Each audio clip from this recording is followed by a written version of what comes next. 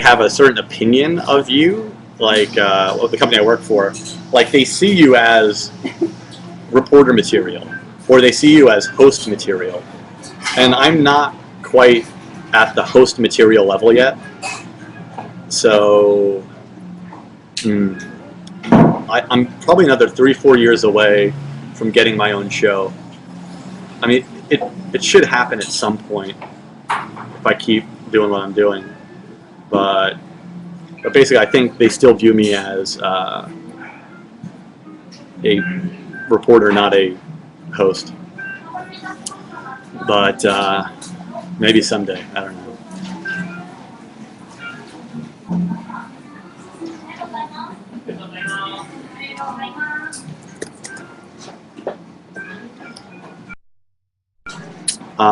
Hang out with Danny Chu a lot. Not a lot, no.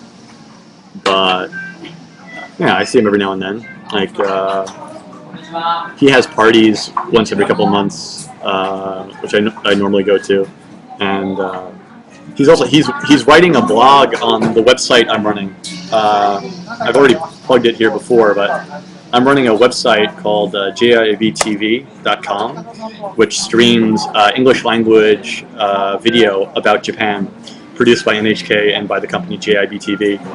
And there's a blog section on that website, and Danny is writing a small blog on that webpage. Also, what do you call it? Claytonian, some of you may know. He's good. He's also one of the bloggers, and there's one, Anna Kunecki, who's amazing. She's actually by far, I think, the best writer on there, better than myself. I write the blog for the mascot, Jibcoon, of the website. But of all the writers on there, she's probably the best writer. But anyway, just check out that website if you want to see more video on Japan, or read blogs, the one I write. I'm probably going to start writing my own blog on there under my name as well, too. Yes, and I keep getting freaking phone calls from Kong. He just called me last night asking me when I'm going to come back and do something for the MetPod. I feel really bad that I haven't in a while. But he's, yeah, he keeps calling me. But unfortunately, he usually records on Mondays and Tuesdays, and lately Mondays and Tuesdays are like my busiest days. MedPod is a podcast done by a guy named Kamasami Kong, who was a guest on this show. If you look in the archive, he's been on the show, and basically it's the podcast version of Metropolis Magazine. Metropolis Magazine is, at least I call it, many other people do call it, the Gaijin Bible. It's a weekly English free paper in Tokyo. This is this. It's published every week for free, and it's got like event listings. It's got everything you need to know if you're a gaijin in the city.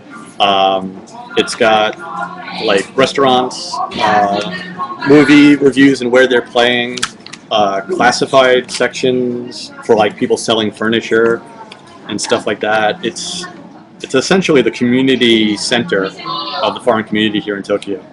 I also write a comedy page for it once a month. I write the back page, which is this. But basically, this magazine is awesome. It's a really, really useful thing if you're a foreigner living in Tokyo.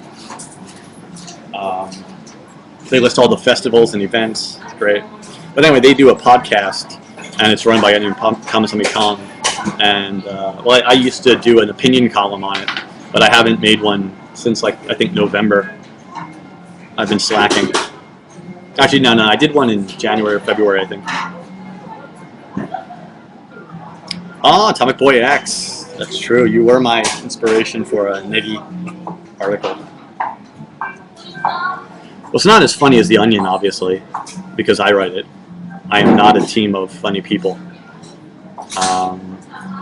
But it's a fun hobby to try and do it. I've been writing it now for like 4 years, which is fucking insane. I can't believe I've kept it going this long. I'm already 2 days behind my deadline. My deadline was Wednesday, and I've not written anything yet. Oops. But I got an extension till Monday morning. So sometime between now and Monday morning I have to write it.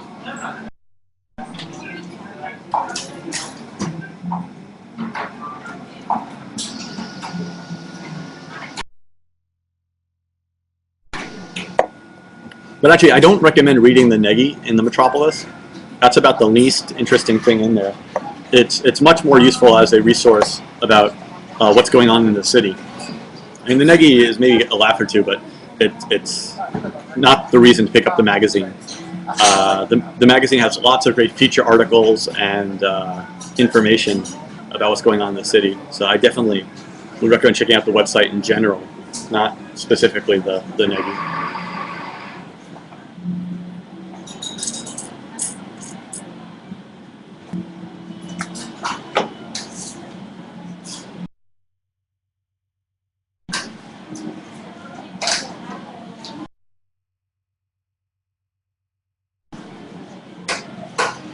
So, sorry, just to quickly answer Nicholas's question about prostitution.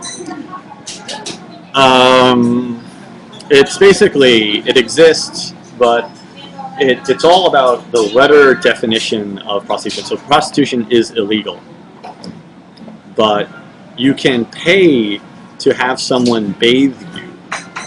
And if during the process of being bathed, you and the person fall in love and decide to have sex, that's up to you. You can process that.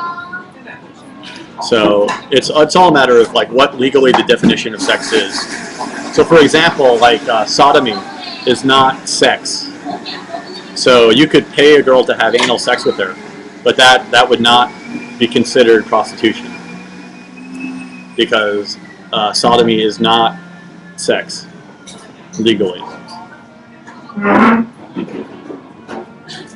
So it's the legal definitions of it, and the other reality of it is even if they do prosecute the places that have like prostitution set up, the guy who runs the place, who's like just like a frontman, maybe would go to jail, but the actual owners continue. So like it's a cat and mouse game, and essentially the police just look the other way.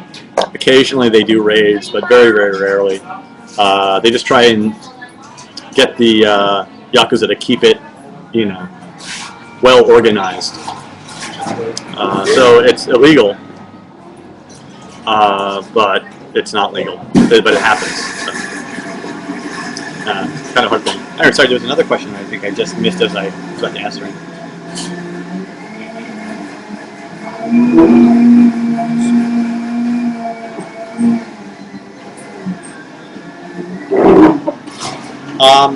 But yeah, someone asked about being taller. Being taller is awesome on a crowded train because I get like this little about foot worth of headspace and breathable air when the train is crowded. That is very, very, very nice. But in all other ways, it sucks. Like all the doorways in my house are just short enough to whack me in the head in the middle of the night. I just measured myself at the Cento recently, and I'm apparently 184 centimeters. I kept telling people I'm 185, but apparently I'm 184. So either I've shrunk by a centimeter, which is possible. I've lived here a while. Maybe it's the food. But I guess I'm about 6 feet tall. About 6 feet deep.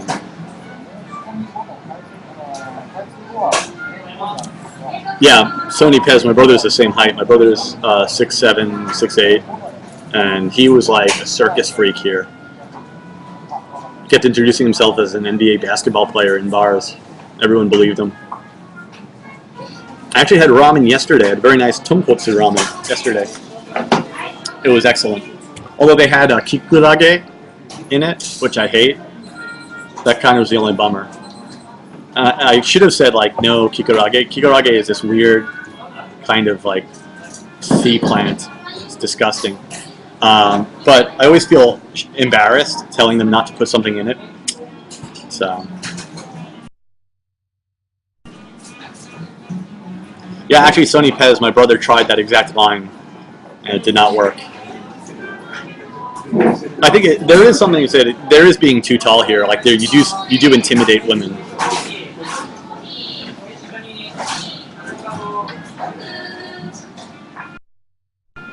Why do they serve cold tea instead of water? Because cold tea is nice. Yeah, Danny Panani. Every chat room in the world, there is a edge of horniness.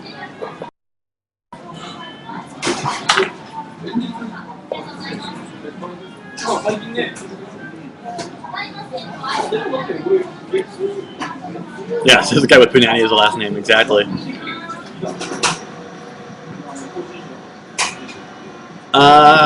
No, I got up at like 10. Oh man, Sukiya, Atomic Boy X Sukiya. What do you get at the Sukiya? What's your Juhachiban, whatever it is? What's your favorite?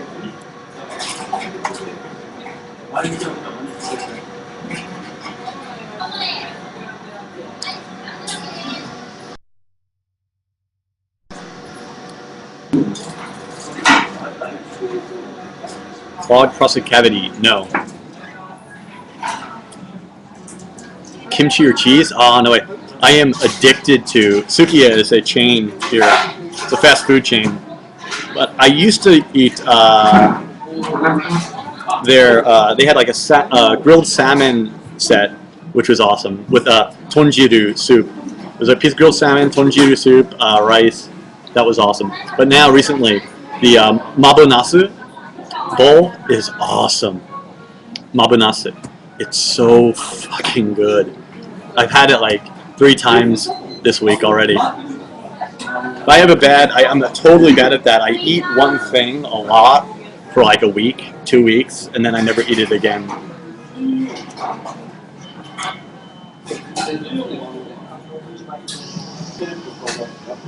But Sukiya, I don't like Sukiya's gyudon.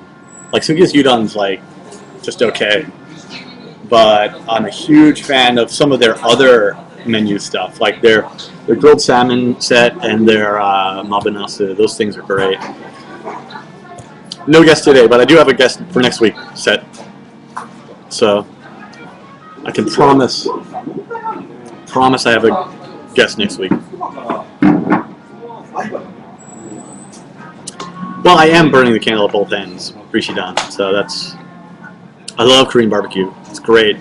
Actually, I was kind of just debating right now what my next video is going to be. I was thinking about doing a episode in Shinokubo and going to some Korean barbecue place. Shinokubo is pretty fun. I just went to El Torito maybe 4 or 5 nights ago. The other video, I tried making it last week. I started doing it. I want to record everything I eat in a week. Everything I eat, like from Monday to Sunday, and make one video about that. But I get like to Tuesday and then I forget. I've also been thinking, Blashrick. I have all these ideas, but no time, sadly. I want to do a cooking show called like 100 Yen Shop Cooking. There's a great store here called the 99 Shop, QQ Shop, and they sell like produce and meat and stuff. And I want to do a show where like each week I make dinner for like 500 yen or less with ingredients bought solely from the 99 Yen Shop. I'm thinking about doing it in Japanese too. I've always wanted to try and do some blogs in Japanese, but I'm thinking about doing like a cooking show from the 99 Chef in Japanese. You know.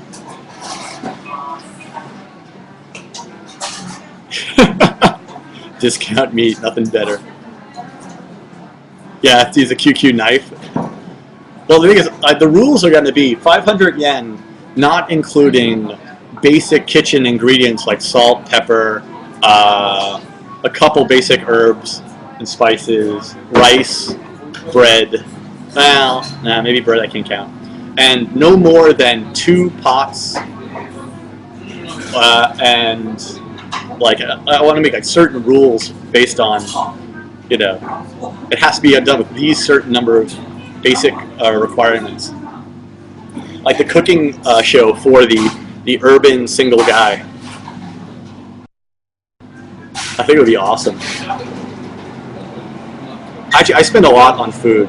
I spend probably 3,000 yen a day on food, I'm guessing.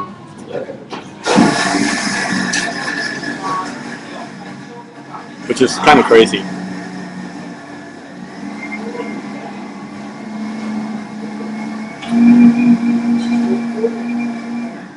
Broccoli stocks, yeah. Yeah, like 30 bucks a day is probably what I spend on food.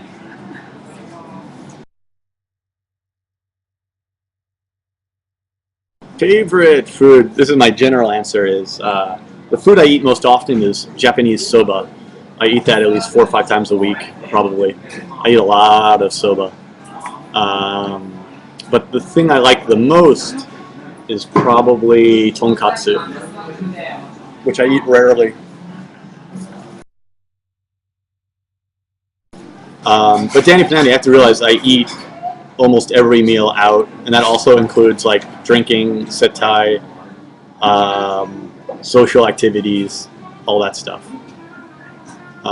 If I really wanted to cut down, I could probably survive on 1,000 yen a day, $10 a day. But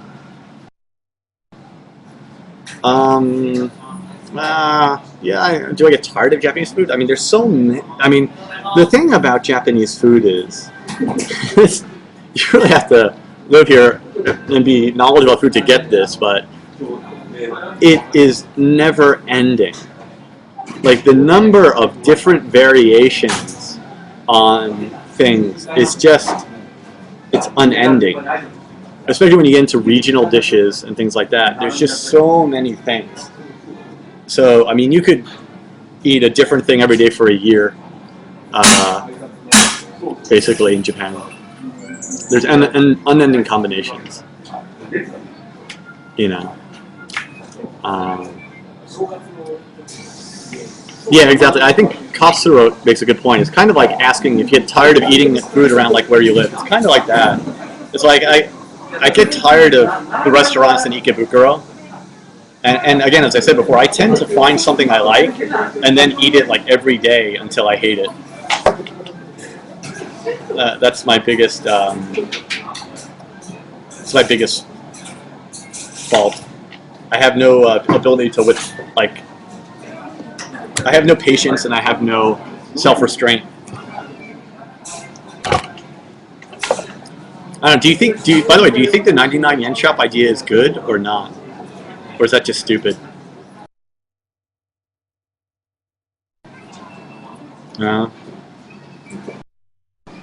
The thing is, like, I'm actually thinking of putting it on a different channel, and then maybe the first one put up on my regular channel.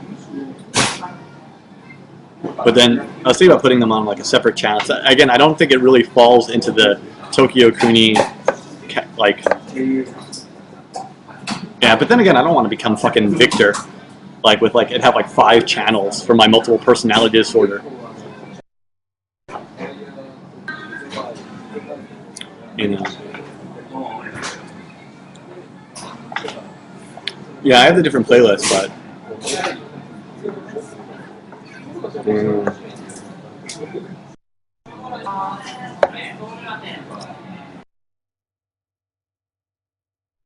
Give me a drama man? Oh my god, don't tell me. He really did that? He has the new... Oh my god. I mean, everyone I know likes Victor. Like, all the people on YouTube I know like Victor. But everybody I've met in YouTube, when the topic of Victor comes up, everyone has that moment where they say, yeah, that guy has a lot of channels. Like, in this slightly sad, slightly concerned way. He's an awesome guy, but like, he a little bit too much time, and channels, it seems.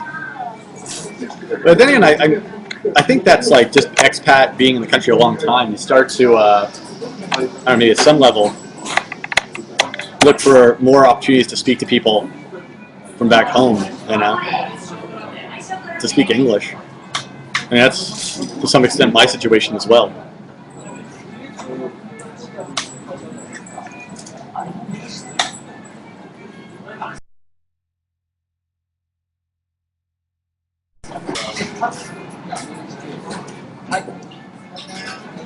A Flyco.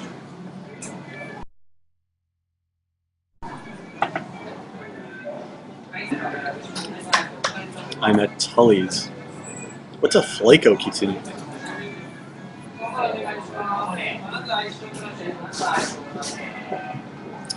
Two people still remember Roshan looks like it. Yeah, they remember. Skinny. Oh yeah, I'm very skinny. It's shocking.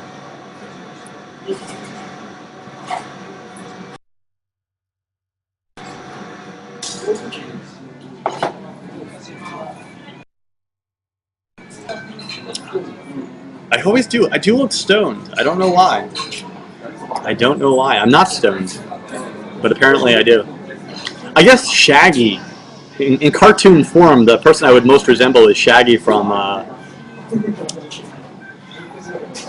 what the hell was that show? Oh my god. Scooby-Doo, yeah. Always tired, stoned looking, and skinny. That's true. JAP as an abbreviation is not good to use. Unless you're trying to be offensive. In which case, then go ahead, use it.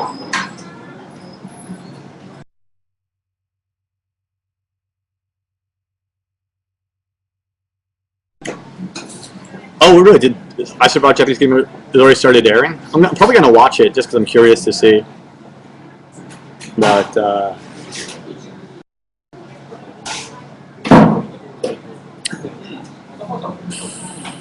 Jake, why is weed bad in Japan? It's because it's illegal and people don't break rules here. Like, generally speaking, this is not exactly true, but all rules are more illegal here than they are anywhere else. I remember reading an article about the Olympics, a really, really great article, and Sports Writer was writing, why does Japan not have more Olympic gold medals, considering it's a very wealthy country, has a sizable population, and is really big into sports.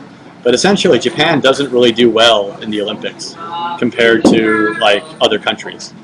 And he said his idea was, his reason why, is because essentially Japanese people will not use performance-enhancing drugs. They really don't use steroids. And the reason is, if a Japanese athlete were to be found to use steroids, that's it. That is the end of their life as they know it. The dishonor that would be brought by being caught having done steroids would be so shameful and so humiliating to them that they could possibly commit suicide. But like in the States, if you get caught, it's more like, dude, why'd you get caught? Oh well. Anyway, you were bad. Let's have the medal back now. You can play again in 5 years' time. It's like nobody really actually considers it bad. It's kind of like it's bad-ish. And so like just generally the Japanese have, socially speaking, a far stronger social kind of pressure around things like drugs, laws, stealing, things like that. You know, it's social pressure. It's like it's not so much being arrested that people are afraid of. It's being embarrassed. You know, Real Robert. I'm in a Tully's Coffee in Ebisu. Oh, but this is another interesting writer, Jake. If a person is drunk, they are not held responsible for their actions in any way, shape, or form. essentially, once you're drunk, it doesn't matter.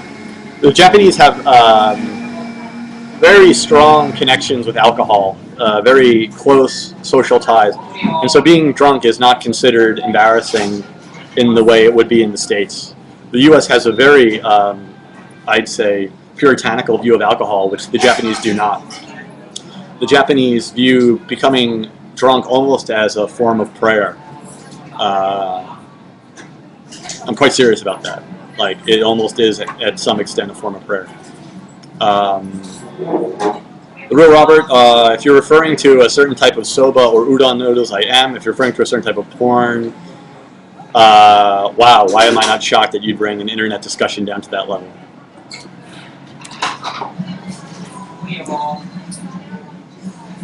Yeah, like you can get drunk and tell your boss, essentially, what you think. And that's not as true as some people seem to think it is. You can't say quite anything.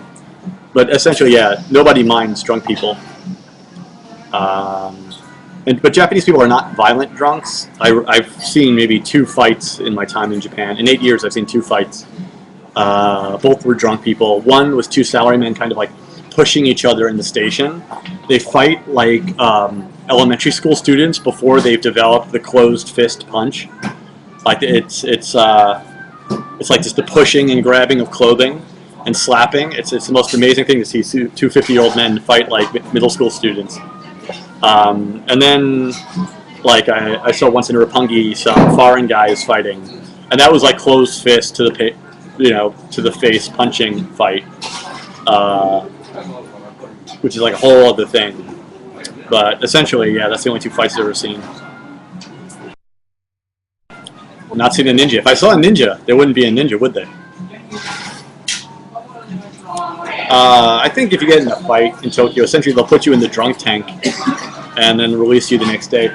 The police, except in the case of real broken laws, like, rape or whatever, the whole legal system here essentially tries to get the parties concerned to work out their disagreement amongst each other, so it doesn't have to go to court. That's like in groping cases, for example, the police will essentially try and work out something between the groper and the girl. Or in a fight, they'll try and work out something between the 2 people in the fight. The police do not want that to go to court, essentially. The whole judicial system is set up in such a way as to prevent people from ever actually having their day in court.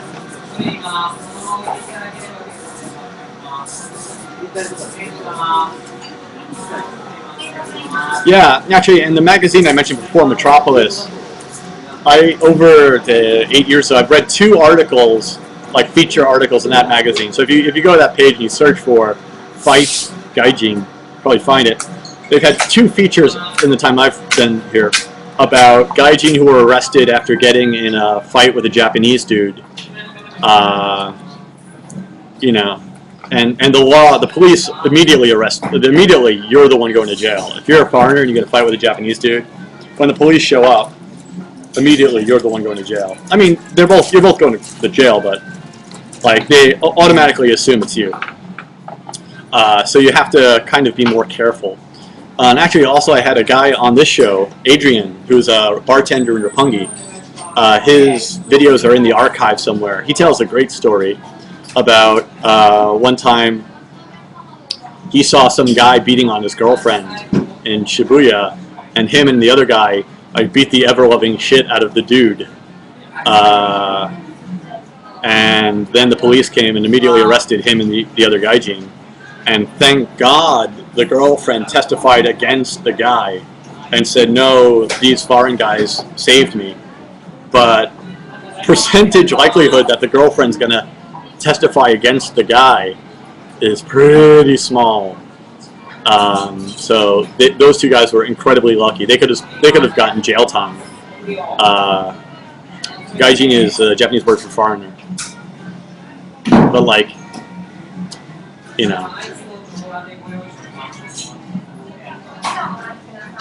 So I don't know. It's I think as a foreigner you have to be very careful what situations you get yourself in, because you're the odd man out often. Yumiko 122, a loser. Gaijin means a loser. Very general statement.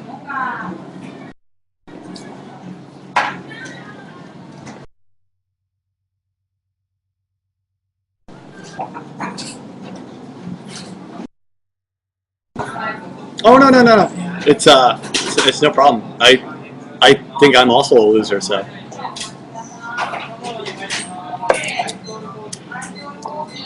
You no need to apologize.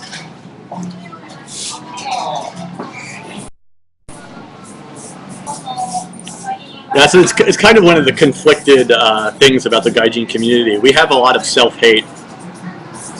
A lot of foreigners hate other foreigners. In fact, the only people who hate foreigners more than the Japanese is other foreigners. It's a very weird social dynamic.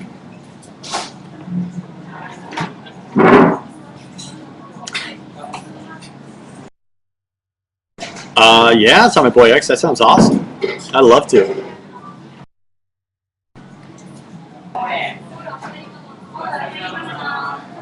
Well, thank you, Sadie Lady. I get many requests from people that I should cut it off. What do I do, Himiko? I'm a writer for NHK.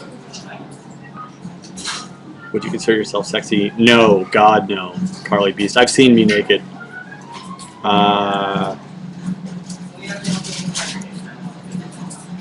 Yeah, exactly. Customer is so true at the Hanami parties. There's always the token gaijin at every Hanami party. Like one of my comedy friends had a great joke, a great bit he did, where they talked about how like gaijin boyfriends are all like having a dog, and like so whenever like two couples meet up in the street, like the two women immediately start talking, and like the gaijin boyfriends just kind of stand there silently looking at each other, like smell each other's crotches, you know. And then the girls are just like, oh, how long have you had yours? Oh, I know, isn't it terrible with them on the tatami? They cannot keep it clean. Oh, it's so hard. Oh, and shaving them is such an effort. Oh, you know, like they talk about us like we're some type of dog pet. You definitely can get that type of feeling sometimes. Fonzie, I have pitched probably like 5 shows already within NHK. I pitched many shows, all of which had been shot down. The best idea I pitched a video game news and interview show, like interviewing video game makers, hosted by Apple Milk, and they said no to that because they say they have a show that's already similar to it. I've pitched doing a stand-up comedy based fiction show, which is all I got in the no. I wanted to do some documentary blog type stuff. Everything I've suggested, they basically say, interesting. No. So. Exactly. The idea for the video game show, we're going to have interviews with like the creators of the games, interviews with like professional gamers, and like discovering like the story behind how a game character was created, and also like stats on what games are selling the best, what consoles are selling the best, and finally like a old school video game playoff challenge between Emily and like the guest on the show. So like they face off in a game of like Frogger or something like that. But I thought it was a great idea, but it was a little bit too exciting for my bosses. Oh, it would be like a weekly show to cover like new product information. It's basically, yeah, I mean, there's already a number of shows that already do it, except that this show would be based in Japan and have a bilingual Japanese-speaking host, so we can have guests on the show talking about stuff that you can't do with like stuff on American-based TV programs. You know, Coupon, Yeah, basically Apple looks bilingual. Basically. Her Japanese is ace. Oh, Nintendo's huge in Japan, obviously. What type of martial art is relevant in Japan today? None, really. I mean, some people still practice Aikido, Judo, Kendo. Some people still watch sumo. It's still aired on TV. But they're not really major parts of society. You know. Somehow I get the feeling Taekwondo is more important to the Koreans than any type of martial art is to the Japanese. I'm not entirely sure that that's true, but I essentially get the feeling that like no one really takes that much interest unless their specific hobby is that martial art. But it's a very limited number of people who do, and everyone in school like does it a little bit, you know. It's like soccer, maybe, in the U.S. Everybody plays it a little bit when they're in school, but nobody watches it professionally as an adult. And a few people who are really into it still do it, and that's their thing. It's good for them, but the majority of people have no interest, like in their older years, taking part in it.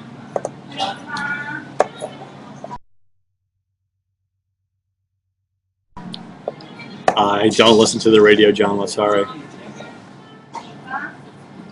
Is there anyone in the building that you would consider sexy?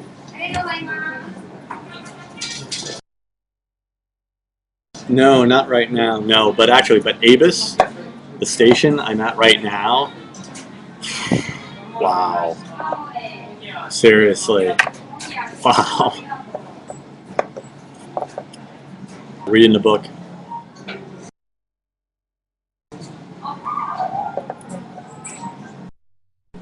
No, this area is in a very attractive neighborhood.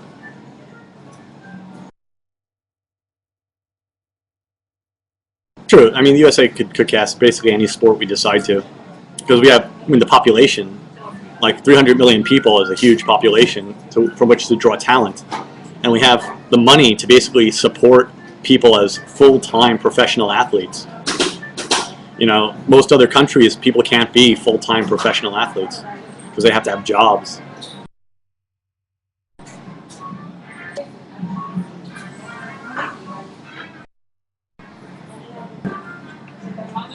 Sorry, Pepe, I'm not really in the mood to go harass random people.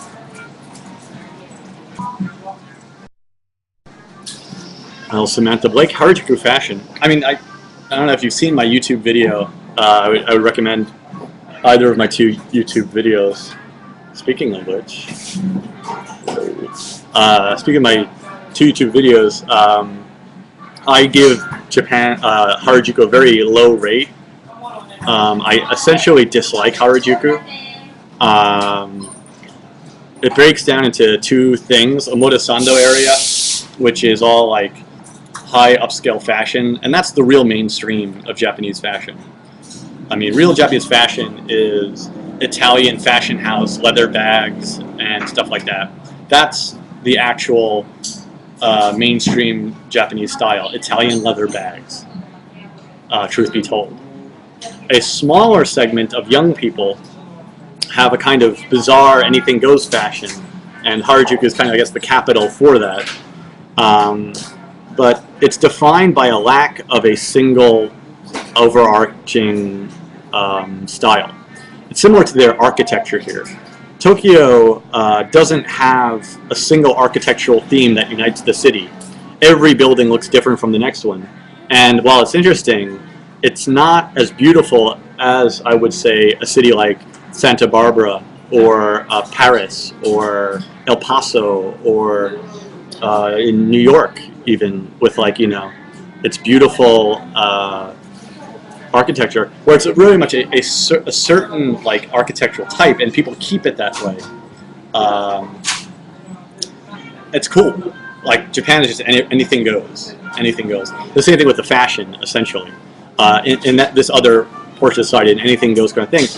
But there's these, like, magazines, like Can, Any Can, all these women's fashion magazines that like will announce, like for example, a flower in your hair is the new cute thing to do, and then everywhere you go for the next 6 fucking months, every fucking woman has a flower in their hair. So as much as there's these fabled stories of the originality of Harajuku, there is some of that, but this is the most trend-conscious, like fad-oriented fashion society in the world. It's incessant and it's retarded. And as soon as like a magazine puts out this specific fashion, like one I just noticed recently, it's just starting, is Boy Scout shirts. That I guarantee that's going to be a new fashion trend. I've already seen 2 women this week wearing Boy Scout shirts. Some fucking magazine did a feature on them, I'm sure. So now everywhere you're going to go, there's going to be women wearing fucking Boy Scout shirts. It's like, it's cute, like the first woman you see, but then after seeing like, you know, your 1,000th woman individually dressed in that way, it's just like, oh god. So anyway, like, and there's also, oh yeah, there's also the more famous Harajuku, like, cosplay and stuff like that. I had a guest on the show who knows a lot about cosplay and goth loli, stuff like that. She explained it more. She knows more than I do. But that is an incredibly small segment of society, less than 1%, less than 0.5% of people are into that. And they are viewed by the rest of society as freaks. I could not be more clear about this.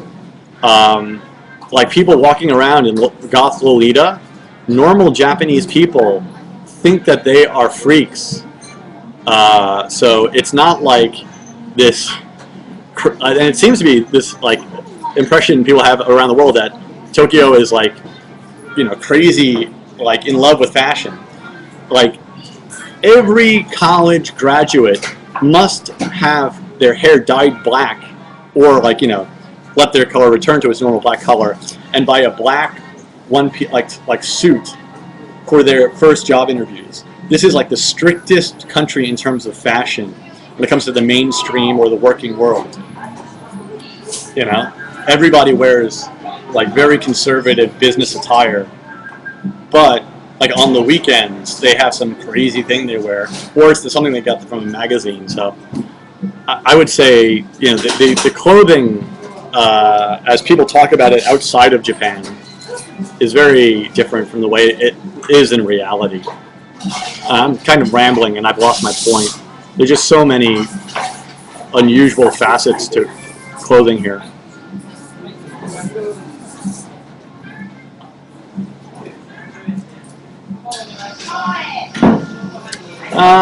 With gays, I don't know. Midnight Love is a good question. Yeah, there's a lot of like, yeah, gay on the weekends. Actually, there's huge numbers of, statistically, lots of marriages that are what's called sexless, meaning the couple hasn't had sex in over a year. And I'm pretty certain that a lot of these couples are made up of one or more of the partners being homosexual, but getting married to keep up appearances. And like, yeah, but the thing I would say is different between the U.S. anyway and Japan. If you find out someone's gay, there's not the kind of like, oh my god, they're sinning aspect to it. There's none of that. It's just like, oh, he's gay, huh? All right. Or maybe someone who's like homophobic, a Japanese person who'd be like, oh, that's creepy.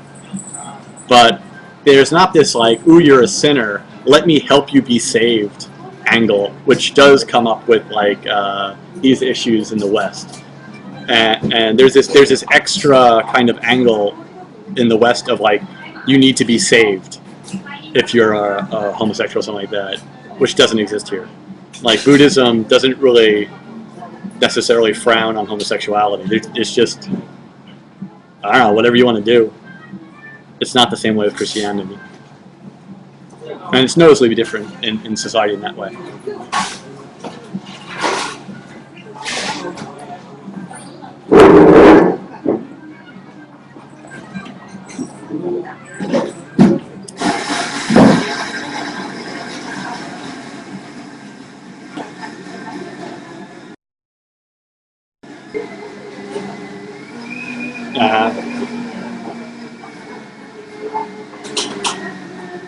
Wow, I'm having trouble keeping up with all these bizarre questions.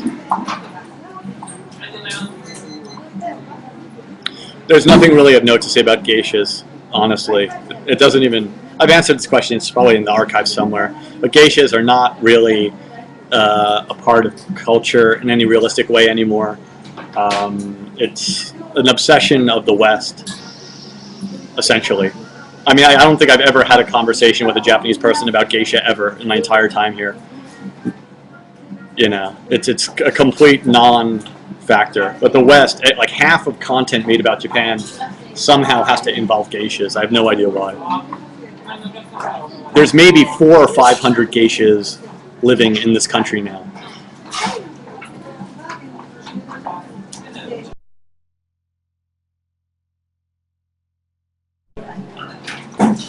Ninjutsu as well. It's almost completely gone.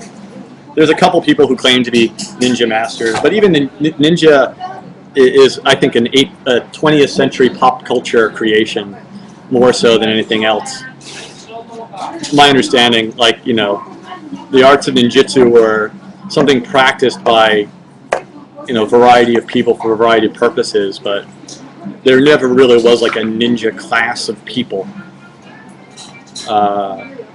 It's been blown out of proportion essentially by its fascination with it from the West.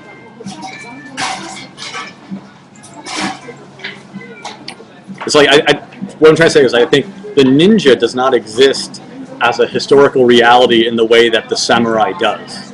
The samurai was an actual class of people, you know, probably 10% of the population, and has a very important effect on even modern day sociopolitics. Whereas ninjas, it's like something a couple people did on occasion during that time period. It not a real, like not a real class or culture.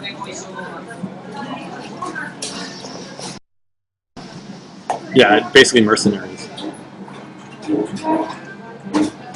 There is no way I could get an interview with a real geisha for Blog TV. Ever. Their time is worth far more. And the whole thing is there's no profit motive in them. They don't want more people to know about them.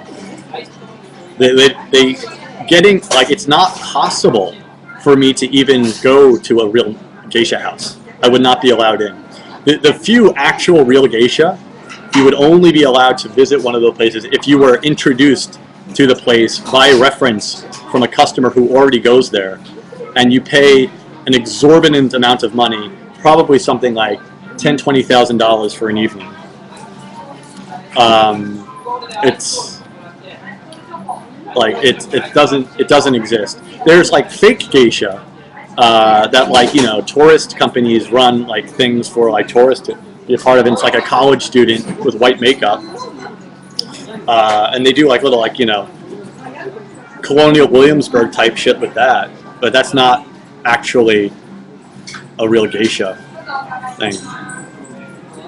Anyway, I'm tired of talking about ninja and geisha. Yeah, yes, exactly. And Bourdain, you'll notice, the average age of those geisha was probably like 70. Like, there was no young, cute girl in the room on Bourdain's one. No, I'm not homosexual.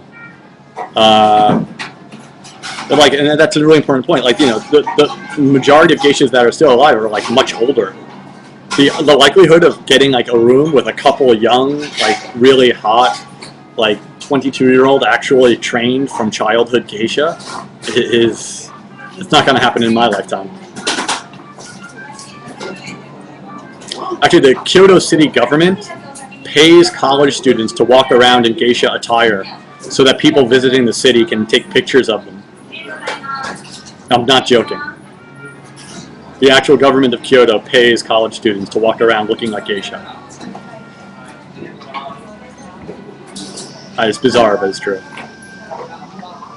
No, I'm not going back to Ice Cream City anytime soon. Well, actually, I go there very regularly. Actually, I go to Ice Cream City probably once every 2 months, but I'm not filming it again.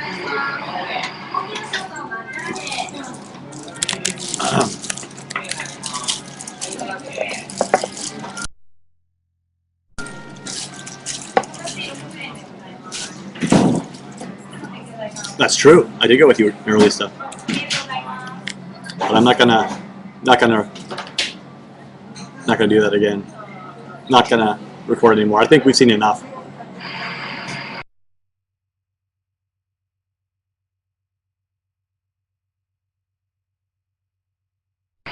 No. Swords are completely illegal in Japan. In fact, now camping knives, double-edged camping knives, are now illegal. Even like you can't carry a knife over 6 inches legally in Japan without a license. It's illegal to carry a knife more than 6 inches. Wait, no, actually, no, 6. I think it's smaller than it's smaller than that. 6. It's even smaller than that. I forget the actual size, but yeah, you can't. Yeah, it's about the same as in New Jersey. Like I carry. I've had this this little pig sticker since I was a kid.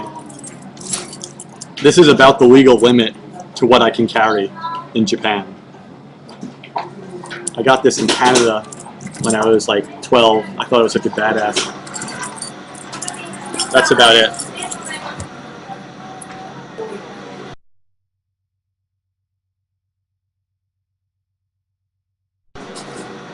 And like I do get stopped and searched every now and then, so you know it's entirely possible.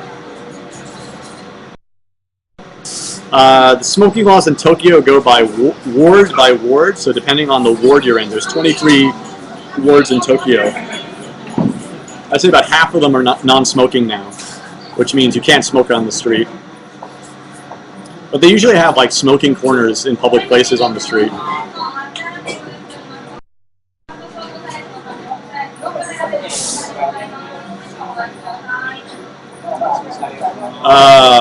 Addresses? Basically, I can explain this quickly and easily, perhaps. So for example, if you lived at 134-8, so you live at like 134-8 Kita Ikebukuro.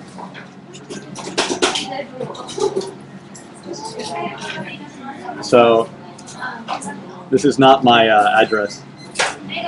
So you'd find like the neighborhood,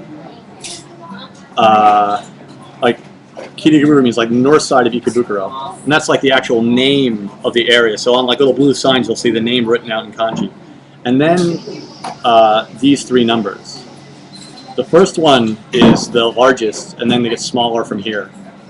So I had to.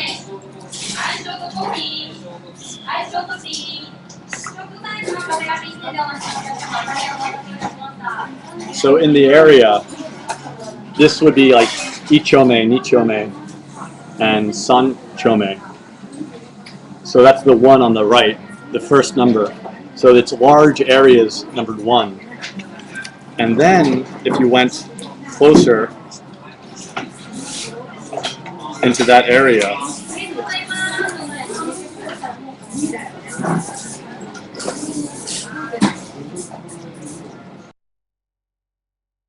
in that Ichome area is a block or a section, and that number is like, say, the middle number. So it's 34, it would be in there somewhere. Then, in that final block, the number of the building on the block, that's the house or apartment where it is. So basically you have to go from larger to smaller, so from left to right, larger to smaller. It's actually easier once you understand it than street names. Because like a street can go for miles and miles and miles and miles, north and south or east and west. But the neighborhood, it's pretty much, you know it's in this neighborhood, at least. The only problem about it is the numbers never go in any kind of recognizable order. They're always like fucking all over the place.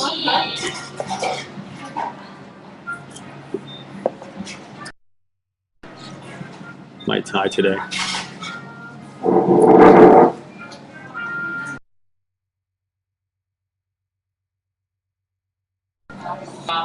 Yeah, they do, Josh. Mostly down in Okinawa. That's the most famous place. I've gone down to the Izu Islands many times. The Izu Islands are a bunch of islands just south of Tokyo. Actually, they're part of Tokyo legally. They're about, you know, not far from Tokyo by boat. But they have a lot of snorkeling and scuba diving down there as well. Kyushu maybe has some scuba diving. I'm not sure. But it's a pretty popular hobby. I mean, it's an island nation. We've got a lot of islands here, so as you can imagine.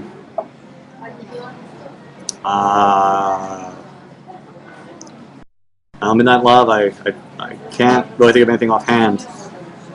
Keep an open mind.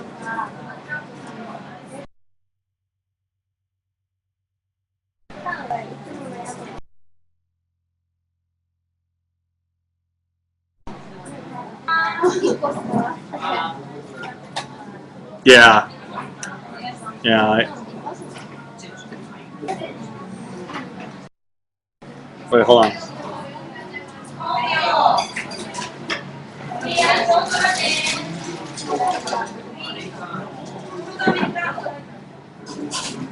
Yeah, I agree.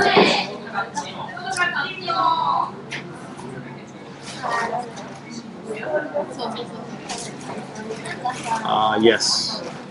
I can read kanji.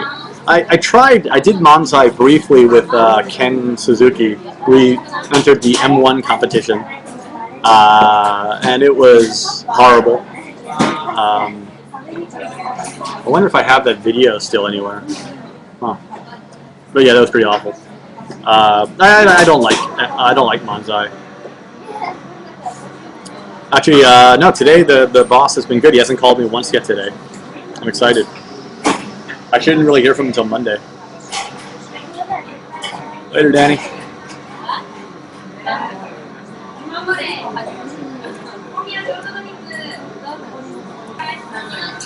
I don't know. I wasn't really listening to him. Yeah, North Hawk, that's a good point. Do not move to Japan for anime. I mean, that would be retarded.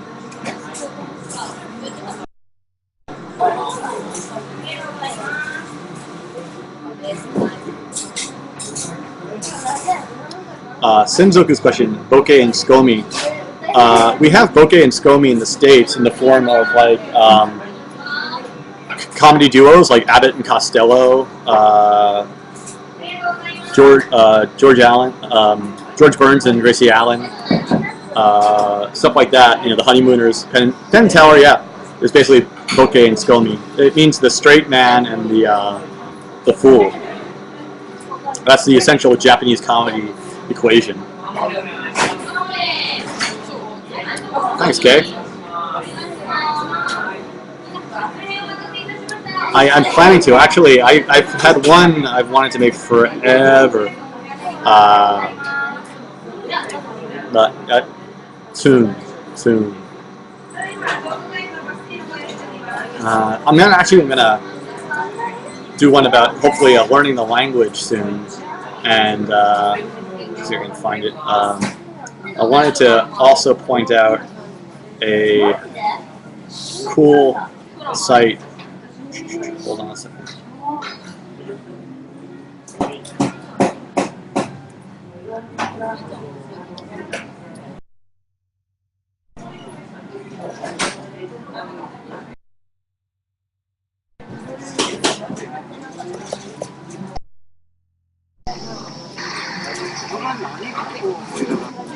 Okay, I found it. So I was going to do an episode about studying Japanese and point out this guy on YouTube. He's a Japanese comedian named Kanpei, and he's running and boating around the globe. He started in Osaka a couple months ago, and now he's in, I think he's getting near the east coast of the U.S. He's actually run almost all across the United States at this point. He's still at it, and I was just gonna say in the video, like by the time he makes it back to Japan, that's enough time for you to have learned Japanese. It's all a matter of whether or not you get up every day and do it. Much like his trip, he has to get up every day and run a little bit further. It's a little bit, day at a time. But if you did that every day, by the time his journey is over, you would be speaking Japanese. But the reality is, people wake up and then don't study. They just like to talk about studying. I think that's essentially going to be the point of my my Japanese study video. But I'm afraid I'm going to get all these comments basically saying I'm being an asshole by not actually telling people how to study, just telling them the quick bitching about studying. But I have no advice. I have no idea what the best way to study is. Everybody's brain is different. I mean, how one person studies might be different from another person. So, who knows? I just got a message.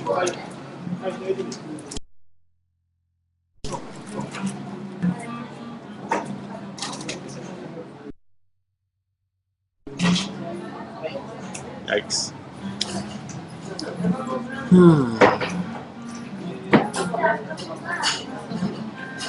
Yeah, it's true, fast tracks.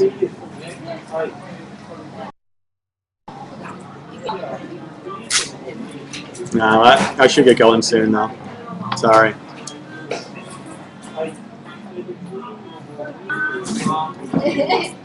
American desu. Hibiko-san. Why don't you write in... Don't write Japanese in Romaji. Seriously.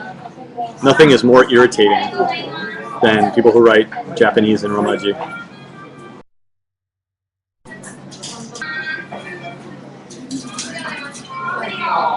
It's okay, but I mean, I don't actually care.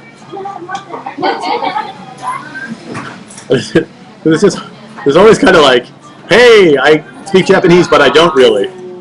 So why don't you answer my non-Japanese? You know.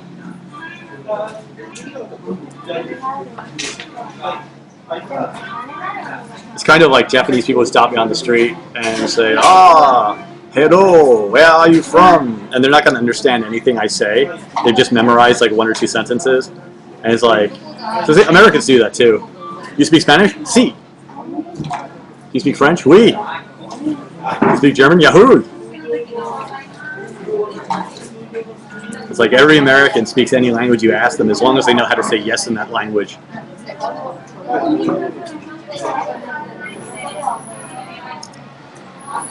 Wow, Bonzi's 29. Who's the coolest person I know here? That's a great question. Oh, I'm sure that's going to be tough. I'm sure I can think of someone though. Coolest person I know.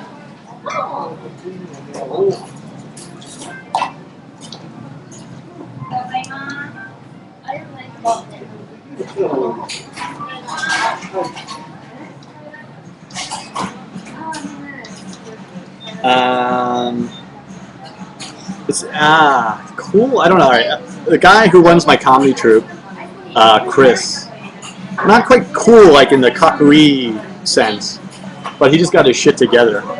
He's I guess 40 something now. He's got a house basically behind the Motohando Hills. He owns a hotel in Costa Rica where he spends a month per year vacationing. Spends another month back home visiting his family in the U.S. He's a voice actor. Oh man! Hello, people out there. They just asked me who's the coolest person I know in Japan. In terms of they mean probably like cool. And I was like, I can tell you one thing about cool though. You want to know what looks very not cool? When you're hiding in a corner alone, talking to your computer, and all the Japanese people in here, most of them are like totally ignoring him, but you can kind of see people kind of walk by and they kind of, what? He's talking, and then they notice, oh, he's alone. Oh, he's talking to his computer. Yeah, so that might be the baseline by which we measure cool from. Yeah. Fuck you. Dave lives. Dave I live lives down in the Havasu, street. so this was not planned. He just walked into the You would- cafe and if you saw had- me by myself talking to my fucking computer. If he had planned this, I would definitely not be appearing right now. Hey, I'm glad I didn't say you then. what's that? I'm glad they asked me who's the coolest person I know. Right. It's certainly not you, Not this douchebag. fucker. It's not you, asshole. I don't know. That's a tough question. But there is somebody. There is somebody Coolest- amongst our friends. So if you really think of like, yeah, that guy's fucking cool. Like he's got his shit together. He's got a cool house. I know Probably he's got his like shit a together. gorgeous girlfriend, an awesome job. You know, he's the type of guy you want to be friends with, but you know you're never gonna hang out with him that much. Like you see him I at think the that says event. a lot more about you than it does about him. No, like you see him. I'll never. Like somebody who comes to the comedy show, you're like, yeah, we should get like a drink sometime. And he's like, yeah, maybe, I'm sure. kind of busy. You know, there must be somebody. That's kind of like how everybody treats the comedians, though. That is how it is. Like you notice, like there's a group here called Tip, and they're all like these actors and stuff, and they all get together and have cast parties, and they all love to be with each other and stuff. Yeah. They never want to hang with us. Oh wait, this is great. Actually, I almost called you yesterday to show you this. I got this email. I got this the other day. He's now showing me a different website for those people. They can still see you. Oh, they can still see us? Yeah, it's still going. I got this email. This is so Jesus exciting. Christ, you have 6,000 emails. I have 6,000 emails. Unread. No, that's 6,000 unread emails. Yeah, those are the ones I just haven't opened. Yeah, that would be unread. Yeah. All right, here, this guy.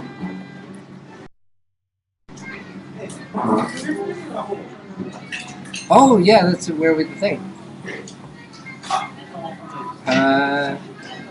All right, so basically, this guy who saw a comedy show that we did up in Nagano Hey, that's hilarious. has written me. He works for like some big company. Like, He's he's probably guys fucking loaded. I'm sure. I think he works for Merrill Lynch. Yeah, he works for LA. Yeah, So there's 1,000 people who work for Merrill Lynch. It's not like we're identifying the guy by saying Merrill Lynch. yeah, but I'm sure he's loaded. But he wrote me to say like, basically, can I be his ghostwriter for Like best man speech. a best man speech? That's and like, like, you should totally know I want to do it. Yeah, Totally. totally. But like, I have no idea how much I would charge for that. Like to write somebody's best man speech. Some money in.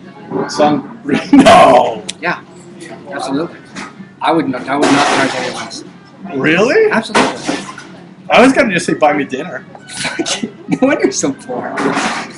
Really? I am not joking. Why would you charge less? Because if I write something and it sucks, then I'll. Well, you're not gonna like totally write. Like he's gonna have to show you like all the details about their life. Like he's gonna have to come up with a base script, right? Because Yeah. only he knows about like little anecdotes and shit. And you're gonna be doing punch-ups. But that's gonna take you a while, and fuck it, and it's a very specialized thing. No. And he's coming to you. But the thing is, he does have money. I'm sure that guy. Like, if I said San Maria, he goes, yeah, sure. All right, that's how much I spend on blow each night. Absolutely. That guy spends Sanman Yen and Roppongi like Oh, on yeah, Friday yeah. at 3. Let alone he does it at Saturday. Like when he treats the fellow banco wankers to lunch at like TJ Fridays. $3,000? No, that's a bit much. No, that's way too I don't know much. if you're trying to say that. Sanman Yen is about $300. And you're right. I think Ichiman is actually too little. Definitely. It's kind of and like this is the that's thing. sad. It's sad to me. If you say Sanman Yen to him and he goes, it's a bit much, you can always come down a little bit. Right? Like, you're not going to lose anything by saying Sanman Yen. The worst that can happen is he might say, that might be a bit much, and you go, okay, well, then you say, well, what would you do it for? And then he's going to say, like, Ichiman goes But what if he pays me and then he does it and it's like fucking horrible? And then like you blame him. You his say, friend is like, dude, this is consultancy work. So when he does it, you say, you fucked it up. You didn't do the delivery like I can't thought charge you did. money though. I can't charge money for No stuff. wonder you're so poor. This is why the guy is poor. He doesn't actually charge money for what he does. Like, people come to him all the time for shit, and you're always like, I'll do it for free as long as you acknowledge me. As long as you put my name on your website. I had mentally written emails like normally I'd ask the person to acknowledge me, but considering what this is, you don't have to. Right. Just buy me lunch and Right. We'll As call long it as you even. promise to take your cock out of my mouth sometimes, I'll do it. That's why you're poor, dude. Yeah. Trader Taco Bell. Kevin something. Doing it for the backlinks. Do it for backlinks. Yeah, because I mean that guy he'll pass something. I'll need good contact someday. Maybe he'll be like, hey, that guy helped me out. He was really nice of him to do that. Like one day when I have to San Manyan. It would be great if like one day when I have to move, I email him like, hey, remember when I helped you with that speech? I'd like you to help me move. And the guy would just be like, could I just give you 30,000 yen or something? Exactly. I don't really have time to help you. Do you ever see that show Stingray? Yeah. Oh, there was this really shitty show on American TV called Stingray. Yeah, like narrow it down. But no, what it was is he drove a Stingray Corvette, which I guess where the name came from. But the whole shtick of the show was that people came to him to solve some problem because he was like all like ninja like. He kind of did everything. He was like a superhero. He would solve people's problems. But the only thing he would charge them for is that he would say, one day you're going to owe me a favor. And then so it was sort of a recurring theme to the show. He would use other people's favors. Like he'd be like, oh, I got to go do this gig in Miami. So he called for example, I got to be in Miami. Remember that thing I helped you? You need to like give me your place to stay for like 2 weeks or whatever. Really? Yeah, and he would like, so every show was like he'd call upon a back favor in order to do a new favor, but then earn a new favor in the thing. And he was constantly doing favors. This sounds like it was on in the 1970s or 80s. Like 80s, yeah, something like that. Okay. I don't even know if it lasted that long. But anyway, Stingray. So that's what you're trying to do. It doesn't sound like a recent show for some reason. Like that's their hook. It's so high concept, right? It's so like, yeah, he's got favors, right? You can see him in the boardroom. So he calls back the favor to do a favor. And some guy in the back room's like, how does he make money and survive? Shut up, kid. He drives a Stingray Corvette. He's cool. Well, actually, this is weird. Because the other night at the comedy show, I was talking about I survived a celebrity. I'm a celebrity, get me out of here, whatever it's called. And I was just thinking like that.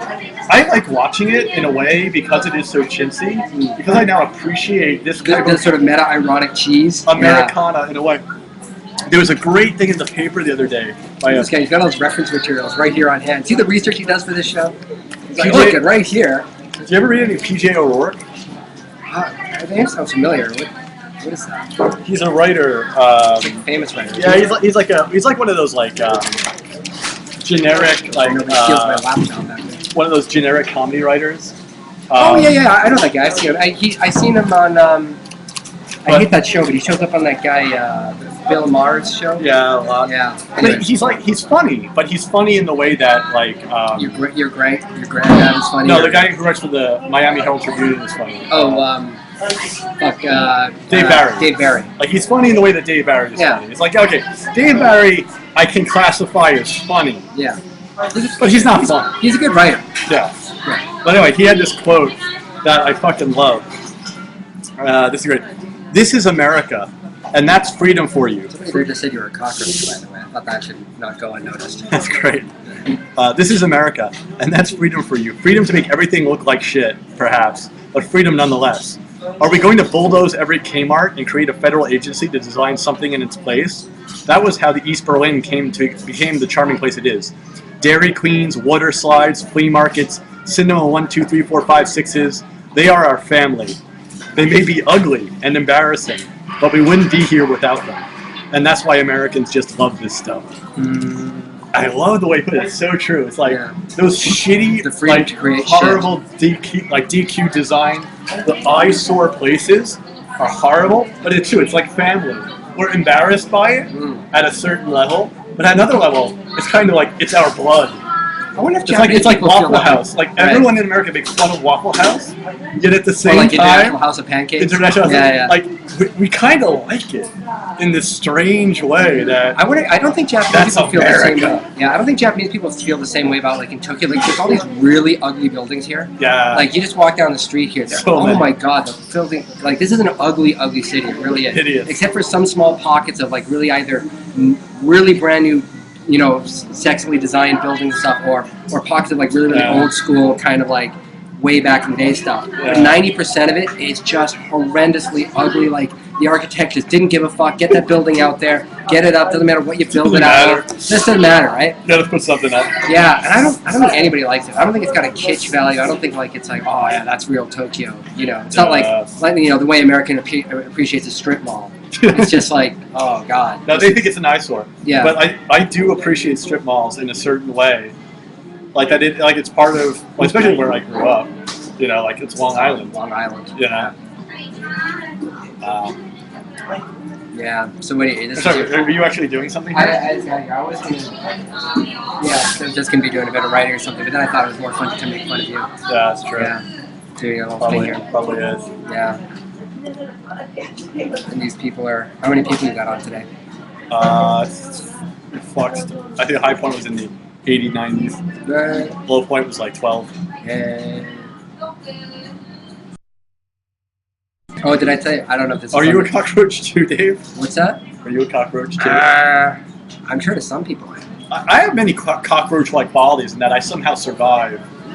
Yeah, that I somehow managed to hang on here in Japan despite all odds. Nobody knows what I do. I barely know what I do. Somehow I still manage to keep getting work visas. Yeah, I know. Yeah. I'm kind of fucked. This July will be now 1 year left. 1 year left. But it's like, it starts all the things like, oh shit, I gotta start paying taxes and like get all those ducks in a row. Why? Are you applying for permanent residence? So just I want to renew my visa. If you just renew your work visa, though, you don't have to get your.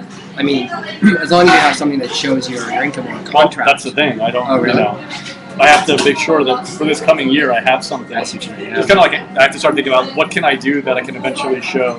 Right. Yeah, it's kind of a hassle. Yeah, I got to go through the same thing again for permanent residency application. And like my last visa, I wasn't really clear. They weren't really clear on what it was doing because I had like some teaching work then and some like TV work. Now all the teaching stuff is gone.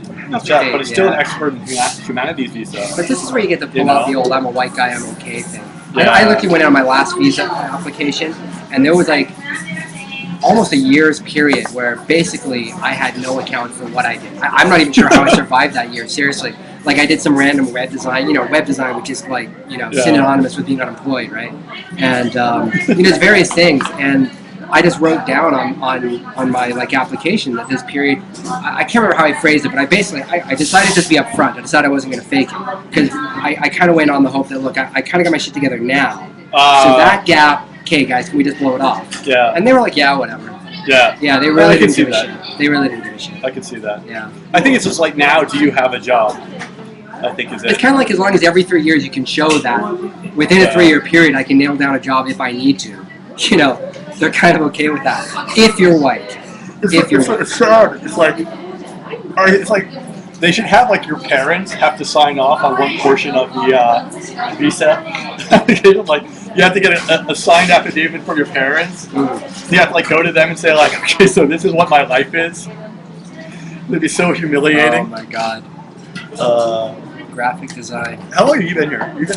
It'll be 14 years this September. Yeah, Jesus. It's amazing, isn't it? Time just flies. 14 years. Yeah. That's long. It is a long time.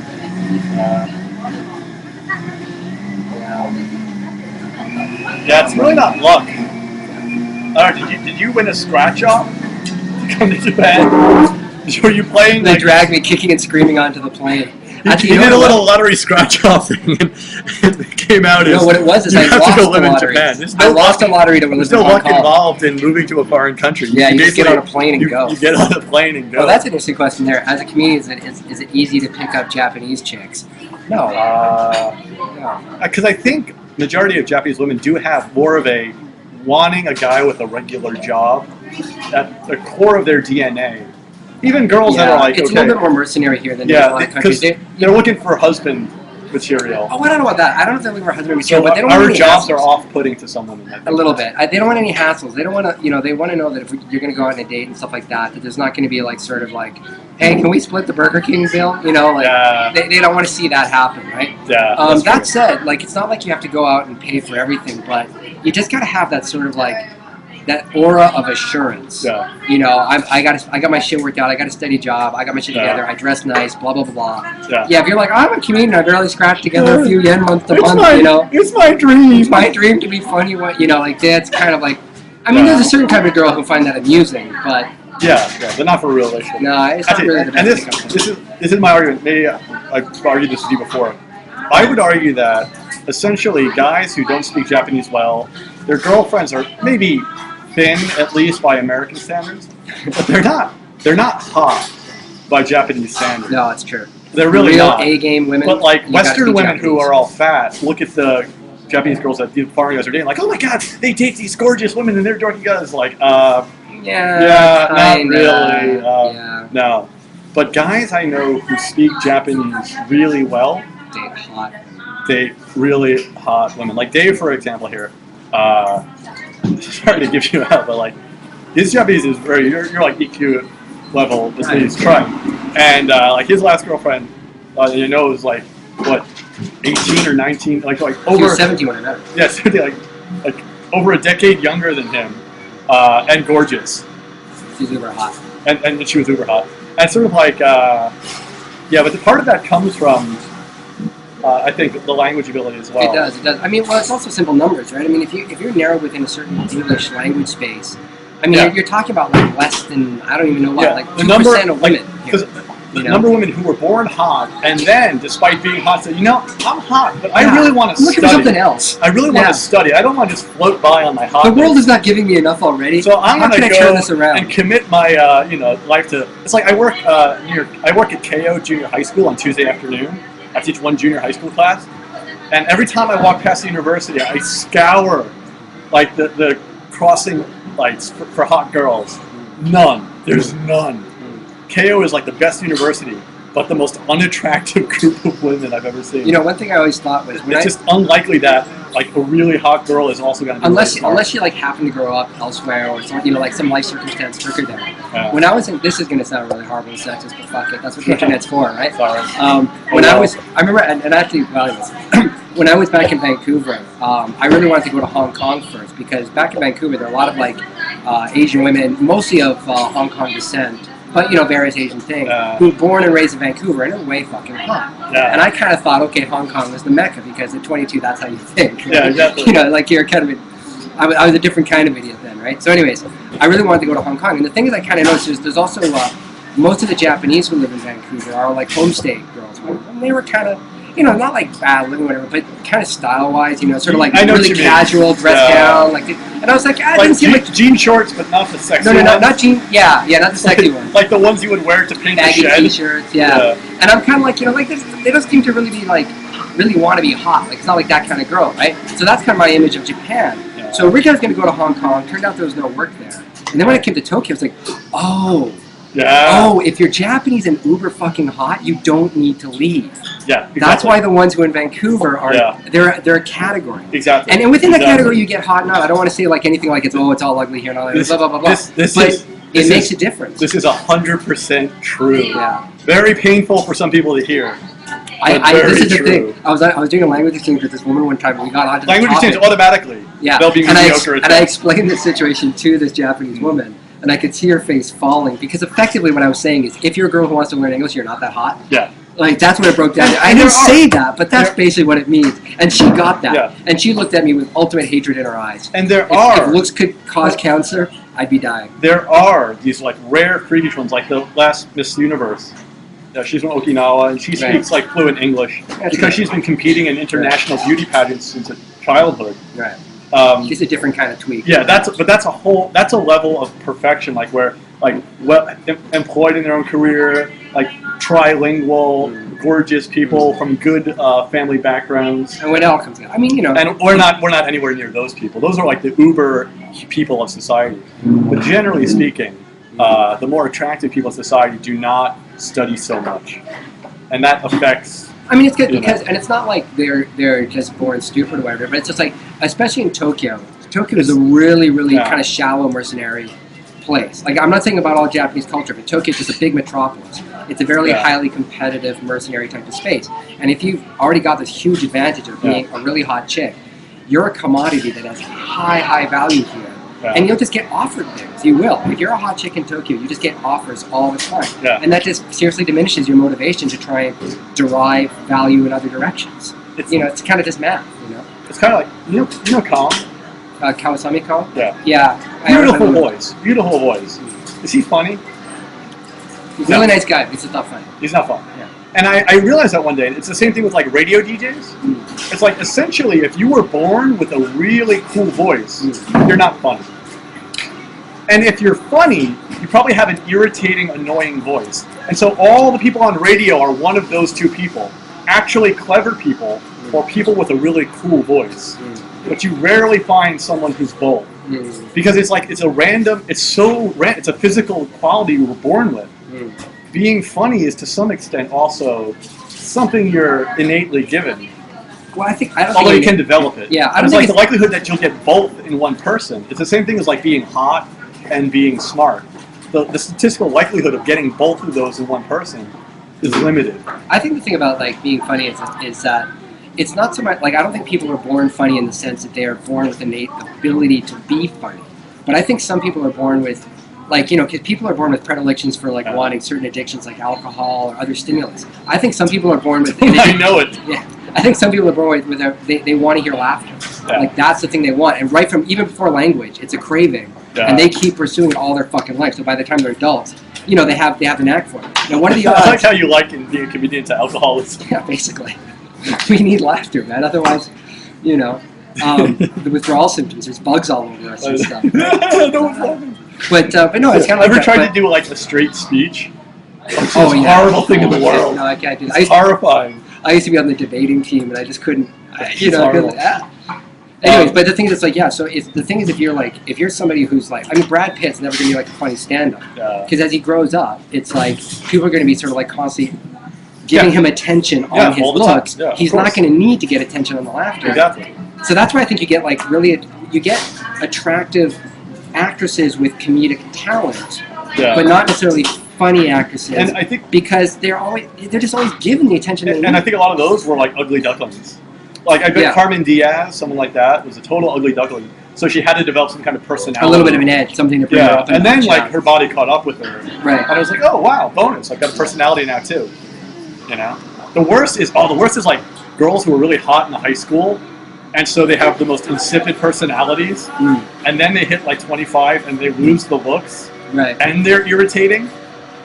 That oh sucks yeah. for them. Oh, no, man, I've seen that painful. happen. I've seen that happen. You will get local. You will get local because you're exotic. That's true. It's basically true. It's just an edge. It gives you like sort of like if you're to rate people sort of on a scale of 1 to 10, it gives you an extra point on the scale. It gives an extra point. Yeah. Yeah, it's not going to solve all your problems. It's not like if you're a total fucking nerd loser, you're going to come to Japan and score like fucking the hottest babe. But it does annoy me though, this like myth that foreign guys here are just like get the hottest girls. They absolutely don't. And statistically, I'm sure I've told you this at some point. Statistically, I love this statistic. International marriages. 70% of international marriages in Japan, the man is Japanese, the woman is like Filipino or Thai. Yeah, and by 70%, foreign, by far. Like from by far. Taiwan, apparently. The majority of international marriages are Japanese men marrying foreign women. Like specifically, like Chinese, Korean, Japanese, Filipina. I'm sorry, Filipina. I mean. Yeah. So very. Yeah, sure. Oh, sorry. No, I realize this is entertaining me more, and I didn't want to keep looking back to see my laptop got stolen by these Japanese who steal anything as soon as fucking look at you. Oh God, yeah. Japanese men, they are the most criminal-oriented fucking.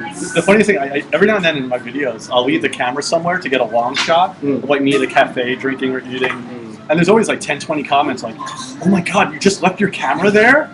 We get so spoiled by the fact it's like 10 feet away. Yeah. Like, who's gonna like run up, grab it, and run away? Like, it's not like Bangladesh, for God's sake. You know what's funny about the crime thing here is it totally endows No offense to Bangladesh viewers. If you're out there. Seriously, right? But or like New York. Country sucks. I mean, like our guy. Or even New York. Or like I remember hearing stories about Italy, like where gypsies would run up and like pull earrings off of women in the street or steal them, or use a razor blade to cut their purse strap. And yeah. No, our guy. We had a comedian guy named Dax who's doing comedy in New York now. That literally the day. I love this story. He went. He lived here for like 7 years. He went to New York.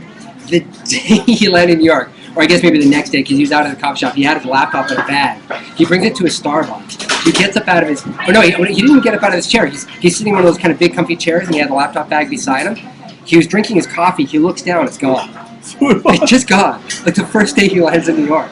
I had my laptop stolen the first day, on a day I went back to Vancouver.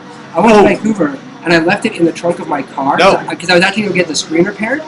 And I drove to a mall, Pacific Center Mall, parked it out underground. I came back down, then to just drive to the place where I was going to get it repaired. Yeah. When I got to the place repaired, I opened the trunk, it was gone. It had been stolen in the parking garage. We out of a trunk, out of a locked trunk. And here we just fucking, you leave your laptop in a coffee shop, you come back the next day, it's still there. The battery's been recharged, somebody dusted it off, they left a little omiyage for you, you know? It's like, fuck. Absolutely. And the worst is we are like house cats. Like not even house cats. We are like a Paris Hilton house cat eating out of like a gold tray. Like human food.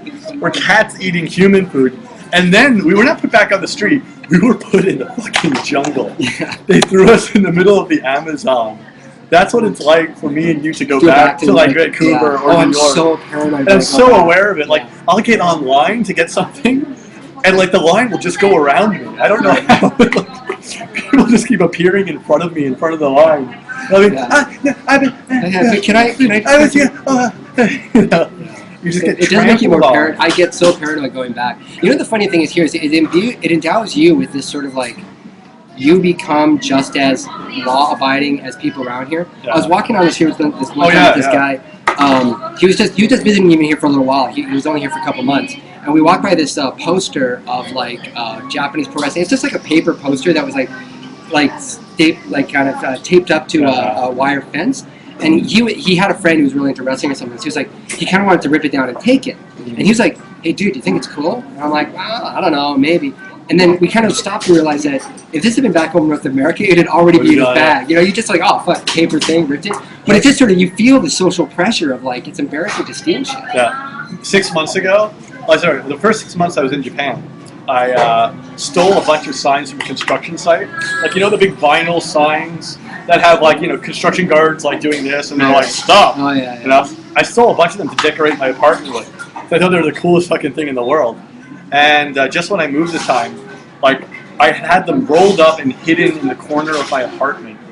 Because at some point between when I stole them, my first 6 months here, I developed a conscience. Right. And I realized that now when people came over my house and saw those, yeah, they were like, it wasn't like, oh, that's so cool. Yeah. It's more like, wow, back you're home, a douchebag. in like a frat Why house. would you steal that? Yeah, back home in a frat house, you'd have that shit all over your room. Yeah. You'd be like, dude, all right. Here you come in, you bring your Japanese date home. Yeah. She looks and she's like, Nande? Yeah, what? Eh?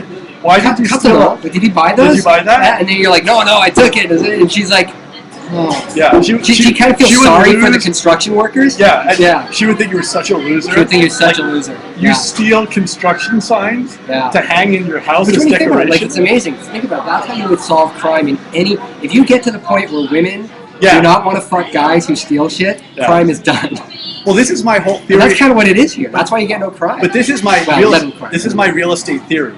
As soon as you see like a gay dude or a couple of gay dudes in an area of town, buy land there, buy a house there, because over time they'll open a cafe. There'll be some place to buy like, you know, really expensive scarves, and before long that will become as the neighborhood of town where the gay people live. And people who steal shit will never want to be seen in that area. Like, and there's nothing there's nothing to steal. What are you going to steal? A rainbow flag, right? It's like, hey, dude, I was driving through West Hollywood the other day, and I saw you walking around the streets there. What were you doing? Yeah. Like, I was looking for a house to rob. I swear to God, I was going to rob a house. It's funny here that they go to other shitty neighborhoods to rob from because they don't want to be seen in the neighborhood like that. There's no neighborhood that I know of in Tokyo. I mean, I'm not totally hip to it, but that where like the gay people, like there's a gay area where gay like go to hang out, Nichome, where it's all like, you know, that's like sort of the Tokyo Castro district. But it's different in the sense that they don't like live there. There's not like a housing. I know of, it's not a community. It's not. I don't think there's an area in Tokyo right now where a lot of gay people live, and I don't even know if right now the social atmosphere is such that they'd even really want to do that. I don't think there's. But I think it's probably a Omotesando. Yeah. Why do you think that? Yeah. Omotesando, like you know, the Denin Shofuju. Well, it's a kind of standard thing where already cool places. Already cool places, but also it's a standard double income and no kids situation where they generally they can and do gravitate towards the high rent areas because they can. They can. Yeah. They're not spending their money on like their kids' places. Yeah. It's every. That almost puts me on the level of just ready to like, you know, move in with the dude. This dude says Ogikubo. Ogikubo? Yeah. I thought Ogikubo was where all the Koreans were. No, actually, I have heard near Ogikubo, Asagaya is a lesbian Nichome is what we're saying. That's where it's kind of, that's the clubs and stuff area. I don't think people live there. I have heard, though, that Asagaya has a large lesbian community. That means like bars, like snack bars owned by lesbians. Right. Like that. Yeah, it's really more commerce related than Nakano has a cruising area. I believe that. But like, that'd be so wrong if like you went to I don't know if it's true, but I can believe it. Go to Nakano Broadway and mistake the anime nerds. Well, Nakano Broadway, see, the reason why I believe that is because Nakano is just full of fucking weirdness. Like it is really esoteric. It's Yeah. kind of like basically if you don't know much about being otaku, you go to Akihabara because that's famous for being otaku. Dave was joking. I couldn't even talk to a laptop, but here he is doing. I know, right? I'm such a fucking whore.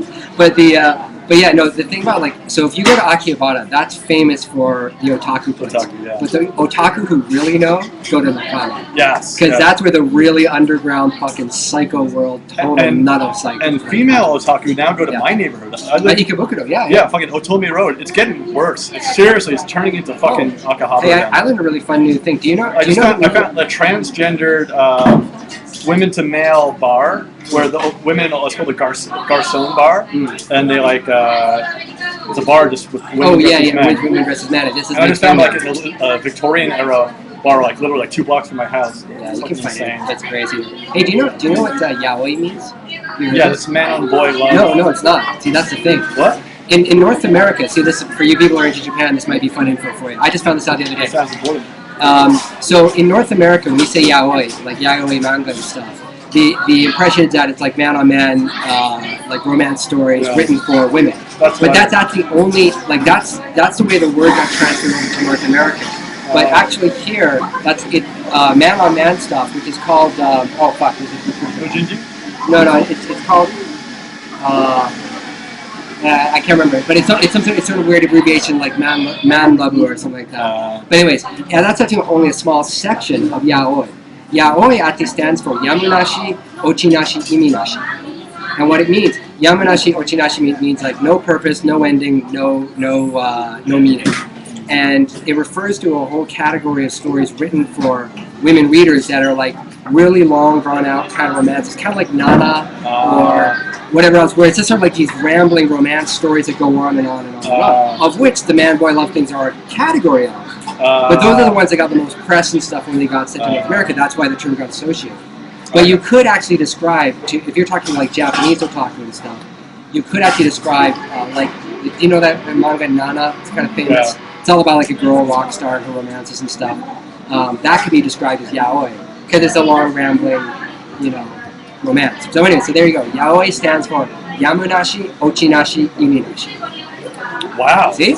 So educational. Right? That's why you tune in to learn these little factoids about Japan. No, you're right. Because I thought it was yaoi because I never heard of it. So the truth is, I don't talk to any Japanese otaku. I don't know any. No, and I kind of don't want to either. They freak me out. But unfortunately, I hear all this shit from like people watch my stuff on YouTube. Right. Those people. Yeah. Yeah. So I know more about it through foreigners than I do through Japanese people. Yeah, it just turned out that this sister of a friend I know, she's kind of a female otaku, so she wrote it down for me. But yeah, otherwise, it's not really like, I think that's another one of the sort of like stereotypes is that if you're a foreigner living here, you must be into all the otaku stuff. Yeah. It's like, no, totally not. Well, I'll tell me ask the question, why do you know so much about gay stuff? Well, we don't really. I mean, everybody knows Nietzsche. Yeah. Yeah, really? You don't? Yeah, okay, so... No, but I was going to say, at some level, and this is kind of true in Japan, there's an and other category for everyone who's not Japanese, male, or female. Like, heterosexual Japanese, like I think artists, needs all these other things. We kind of occupy the same space in society. There's kind of an everybody else category in Japan, which includes foreigners, subcultures. Like the Japanese we meet tend not to be just your regular Japanese, people for whatever have international experience, or they're artists, or they work in international business, or it's just sort of there's a whole space here which which it's part of make life here so cool because all the people we talk to, whether foreign or Japanese, tend to be doing some shit that's really kind of out there or interesting or goal driven or whatever. Exactly. But it gives you. I have more gay friends here than I ever had in Vancouver just because we're part of that same space. Same here. Yeah. And you like they all tend to go to the same types of restaurants that foreigners as a whole would generally tend to go to. Yeah, because there is, and part of it is that there is that sort of like slightly like there's a coolness factor of hanging out with like a place that has a bunch of foreigners in it must be cool. Which is so fucking annoying. Like the most annoying thing in the world is going to a club. Sonoma's when it was around. Yeah. Always had that vibe. Oh yeah, I hated that place. And like I went to a club a little while ago, and like every Japanese person in there was so determined to speak English. Only because you could tell, because it was a club environment and everything, that speaking English was cool. And I just wanted to punch every one of them in the face. Just fuck off. It's not cool. It's just not cool. Like that you can speak English or not is fine, but it's not cool. I was gonna say, otaku are looked down upon in Japanese society. Yeah. I said earlier that like people who do cosplay, it's like less than 1% of the population, and Oh, everybody less thinks than they're 1% of a freaks. percent, Basically, mainstream Japanese think they're freaks. Totally. I don't understand why people in the U.S. think that they're somehow accepted here in Japan. They're not. totally on the fringes of society. They're on the fringe, Yeah. I mean, Japanese people have the exact same attitude towards cosplay people as Americans would have to a cosplay person in America. Exactly. You know, I mean, the thing is, it's like, whereas in America, there's a slight distancing of themselves from it in terms of like they see it as a Japanese import. I mean, so here they see it as a local thing, but it's still no less freakish and weird and lame and bizarre. And, you know, exactly. whatever. Yeah. And but I was gonna say like, but yeah, with the exactly. Like, exactly. People in the U.S. play Magic, Dungeons and Dragons, and World of Warcraft. Yeah. Exact same attitude. Exactly. Yeah. No, I don't even think there's more of them. This guy here says there's more of them. I don't think it's a percentage of society. I mean, you get people. I mean, when you say otaku, you're talking about basically any kind of fringe geek culture.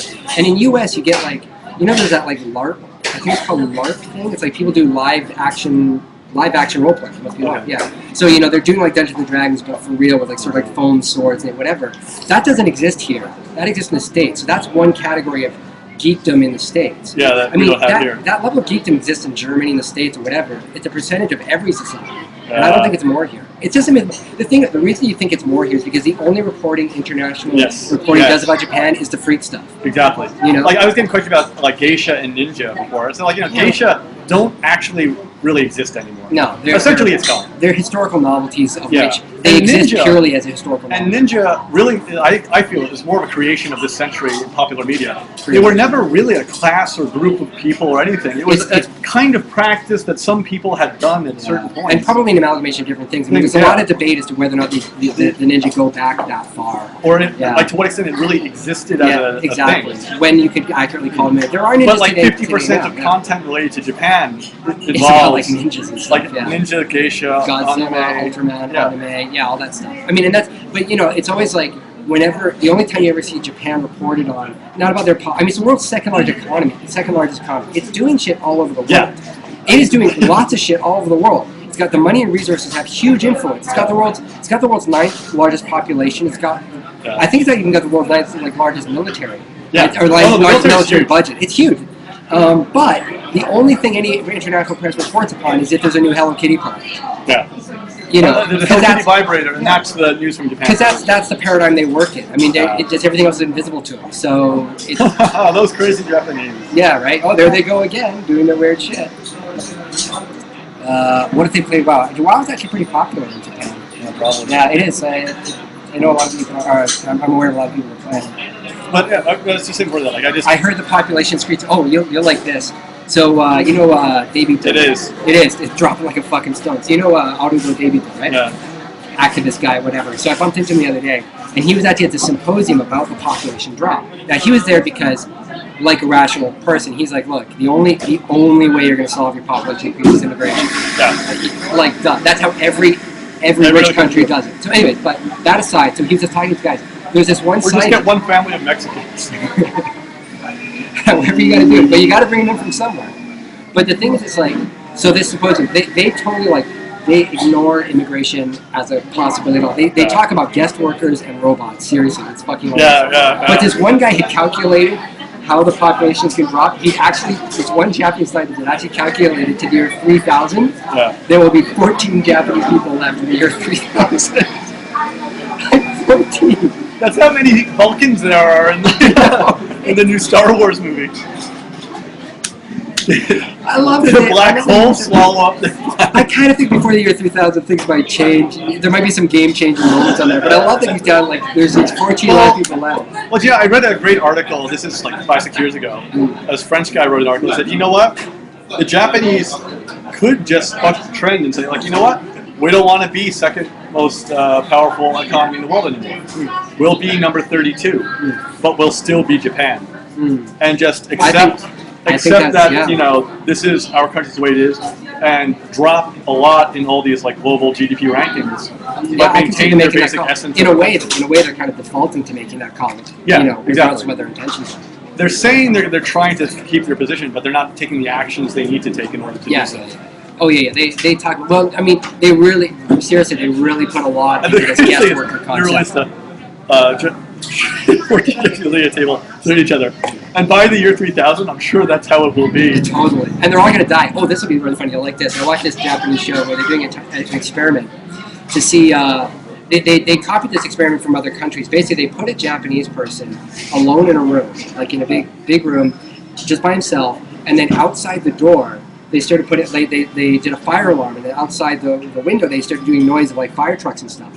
And then eventually, they started putting smoke through the door. And what they wanted to do was time how fast until he got up and went and like checked the door and see, holy fuck, maybe we should get out of it. It's like they set it up to say that he was waiting for an interview or something. So that's why his reason for being there, right? So they do this test, and what they found was great. So when they put one Japanese guy in there, he got up in a fairly normal amount of time. It was like sort of half a minute or so. First he's kind of looking around, maybe then, then he thinks, oh, maybe it's right outside the door, and he gets up and he checks out, right? But then they start putting more Japanese people. Oh no! And the more Japanese people there in the room, the more time it took. Till eventually they reached a point when it was about 8 or 10 people, and nobody did anything. It was like 5 minutes. Eventually they just stopped the experiment and realized, well, they're all just going to die. Because nobody wanted to break the law. Nobody wanted to be the one to stand up out of the group and go over. It was just like, oh my god. When they get down to 14 people, that's it. That's the breaking point to which they die. Yeah. No one wants to be the first one to get married or do anything. I mean, they found the same trend actually in other countries. Like they compared like Germany and Italy or something like that, and Britain. They didn't do the U.S., but it was like they found that as there were more people, people would generally slow down the response, because everyone would start checking everyone else's responses to see if anyone else knew. Yeah. But ultimately speaking, most other countries, at least one person after about 2 minutes would get him and be like, well, what's going on? Well, he'd want to report back to the group. I did a video recently about tobacco museum in Shibuya. Oh yeah, the Tobacco Museum. Yeah, and I mentioned that weed is extremely illegal here, and people were asking what does that mean, and I'm like, no tolerance. Yeah, there's no tolerance, but also there's this societal view of it, like the pressure from society, and so I gave I think it was in Metropolis, the article I went to, but so the reason Japanese don't win Olympic medals is because no one uses steroids.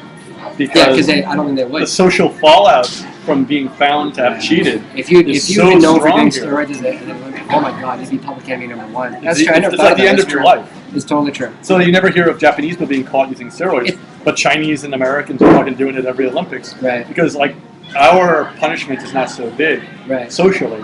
It's kind of like what we were saying before. There are actual benefits to it in some ways as well for keeping order in society. Well, it's like I was saying before about the what we were talking about before, like the societal pressure is what keeps crime down.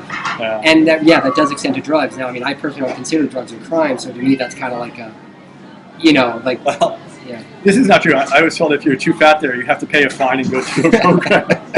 Yes, that is completely true. That is why there's no fat people. No, but government was measuring workers. And companies were being encouraged through, I think, a system of penalty, tax breaks or whatever, to encourage their workers to have a certain waist size limit. But it wasn't individually because they've got just like in the States now too. They've got their eye here on the bottom line in terms of future healthcare costs and stuff. Yeah. But it is true the obesity levels here are rising for the same reason it's rising everywhere. But the government does diet is changing to kind of an American style diet, to give it a term. But every worker for a large company has their waist measured with a tape measure every year. I think that's true for a lot of companies. Yeah, I don't know if that's every company. Really? But you know what? I got this fucking annoying construction. One of the reasons why I'm here is this construction that's happening right beside my house. And I mean, my house is literally, they're actually digging part way under my house to do some of their shit. So I'm practically living in the middle of a construction zone right now. But anyways, these guys are doing 8 hours a day of construction. And what do they do every day at 8 in the morning? There's this NHK Taiso, NHK sort of stretch out exercise program. Every morning at 8 a.m., these guys are on the construction site doing this NHK, exercise program. And I'm like, man, these guys don't need it. But there it is, right? I mean, that's it's part of the whole thing. There's the madness about exercise. Yeah. I don't think you'd be fired for being fat. No, unless you're unless you're a stewardess. Then obviously, they would find another reason. They would find another reason to fire you. Yeah. You know what I mean? They plump it up as some other reason. But I don't think anyone would see why that was odd. If they hired this cute young girl and she plumps out, and they fired her. Yeah, most Japanese people are like, "Ma." And you took she went to court for she would never go to court because she'd be like, "It's true, I am fat. I no longer deserve to wear this uniform." Unless she was Korean Zainichi, then she'd fucking own their asses. In court. Exactly. Yeah. She'd take them to court and fucking. But if that ever went to court, the 3 judges would be like, You are fat. I mean, I do it. She's young. Yeah. I gotta say That's that pretty much. the coolest Who's the fucking Afro? people in Japan, as far as I seriously, are the Korean Zainichi. Because they are like the stealth Yeah. Japanese who aren't afraid to fucking go toe to toe on any issue that Yeah. comes up. They are probably the most progressive group in terms of like pushing for right, and they can because they're the groups that like they speak Japanese natively, Yeah. but they also have that slightly outside perspective, and I think it's a little bit of the To the Korean blood. point- They are not afraid to go the Well, wall. to the point where they even get some blowback from almost being so fighting for things that people think they're taking too much. Oh yeah. You know? There's a lot of resentment there. And of course, the right wingers fucking hate them and stuff like that. But I think they're great. I mean, like not. I wouldn't say It's like- half the time, but so many times if you read like a court case and stuff like that, it's like a Zainichi person who's just like, I'm fucking. This is great. I'm sure you thought this was like awesome too. So this guy back in like 1982 or whatever, bus driver gets arrested for killing this schoolgirl, and they like keep him in prison interrogation for like 3 days, interrogating him nonstop until finally he's like, yes, I did it, and then he goes to jail for 17 years. Finally, they find his DNA does not actually match the DNA Oh right. found at the scene of the crime, so he was in jail for 17 years. Yeah. And they asked him, they're like, why did you confess to doing it? He's like, they just kept telling me I did it, so I said I did it. And then he gets out of prison after serving 17 years. And I've been watching on the news. Holy shit. The guy went to like the district attorney's office, where the district attorney wanted to personally apologize. You know, it's like, I'm very sorry for the trouble we have caused you. It is How do so you horrible. apologize for that? And this dude, like, God bless him, he's just like, oh, arigato. Well, you imagine how broken know? down you'd be after 17 years in a But Japanese I think prison. if that was me, and I got out after 17 years, I'm like, motherfucker, I've been in there for 17 fucking years. I'm gonna get myself some money. I'm gonna get my ass some payment. Seriously, You know, seriously. but he was just like, oh, I just want to go now and take care of my parents. People don't realize. You know what I realized about every Japanese Dude. news report about like whenever it's really weird in Japan whether you read the English or Japanese. Whenever you read like some report where any crime, a murder, a theft, or whatever, Wow. they'll always say, "Oh, and so when asked by police why they did it." They always have this really clear, concise answer. Well, I robbed the bank because I wanted to get the money out so that I could, or I killed my husband because he was not giving me enough attention. It's almost so concise. phrased the way the game Clue ends. Yeah, exactly. I was in the den with the candlestick, and my husband had to die because he was not loving me anymore. And it's so crisp and so rational. And the only way, and the thing is, like, for a long time I realized that, and I was like, it must be the weird translation, but it's like, no. It's actually because they interrogate the fuck out of them until that's the answer. Interrogate them until they actually sign a document. Yeah. They with only it worded out, specifically explaining everything. Yeah, they hold you for 23 days. It's really fucking archaic. They hold you for 23 days. Or, And 23 days until you confess. And they will do whatever it without takes. access to a lawyer, generally, right? Oh yeah, well no, the thing is they do have the same law here about you can get a lawyer, but you gotta know who your fucking lawyer is and you gotta request it in a special way. They won't tell. It's not like in the U.S. I think there's something where they have to memoranda. Yeah, they actually have to tell you, oh, you can have a lawyer or whatever. Here, no. If you don't know, well then, too bad for you. Yeah, 23 days of fucking. And believe me, after 23 days, under if the Japanese cops want you to confess, I'm pretty sure in 23 days, I'm pretty sure they've worked out a few techniques for doing it. We all like to think we'd be telling. I wouldn't confess, but. Well, that's the thing that this case is bringing up, that there's a lot of people who are just like giving in. There's that movie, right, about the guy who was a guy about the false confession thrown out of a guy. So it's kind of an issue that's starting to come to light, but it's... what takes these? The funniest thing is, it's like the same guilt that like any Jewish mother would use. It's like they guilt them. It's like having 3 uniformed Jewish mothers who's like, do you realize the trouble you're putting your parents through? Well, that's what I love. I love when they just confess. Your parents are so upset. Whenever the dead spirits of your grandparents are so upset. If you just confess. What I love when they report on a train suicide or something, they always report the number of people inconvenienced. Yeah. I always love that. 17,000 train riders were inconvenienced by this guy's death. Shame on him. It's just like... Oh, by the way, this guy here is, do people do bodybuilding in Japan? Yeah, bodybuilding here is an exercise. Actually, because of the recent... Can you think of a famous bodybuilder in Japan though? No. Like, No. Yeah, well, I mean, within exercise circles, things like Inoki K1. is the last guy I can think of. I don't even know who that is. You know, the pro wrestler with the big chin. Oh yeah. But he's like from the 1950s. I mean, that's the thing. People are famous for sports like the K1, the fighting and Yeah. stuff like that. That's where you get the really big dudes. Bodybuilding itself isn't really big, but exercise is definitely growing. Gyms are really expanding, and ever since that girl, that woman won the gold medal for her marathon, the Japanese woman. Marathon's becoming big. The Tokyo Marathon's a really huge fucking deal. It used to be you go down to like the Kokyo, like the Imperial Palace, and there was always like 2 or 3 gaijin running around Right. having their little "I'm in Japan" jogging moment. Yeah, but now it's it's normal people it's too. constantly It used to be 24/7. There's It used to be people like running around. gaijin were the only people who jogged in this country, and Yeah. Japanese look at us kind of like quizzically. Yeah. Like, why are you Now it's a running? big thing. I swear to God, like now, every day I go out, there's people jogging in my neighborhood. Like it used to be like I used to notice when I went back to Vancouver that there'd be all these people jogging and running around. I never saw that here, but now, yeah, people really exercise is kind of taken off. This is, I think, is it fulfilling to live in Tokyo and blaming Japan for your inability to adapt culture? Well, I don't see how I'm having a difficulty adapting culture. And I'm doing okay. Yeah, I don't know where that question comes from. It's I work for the Japanese government. I'm Yeah, not really sure.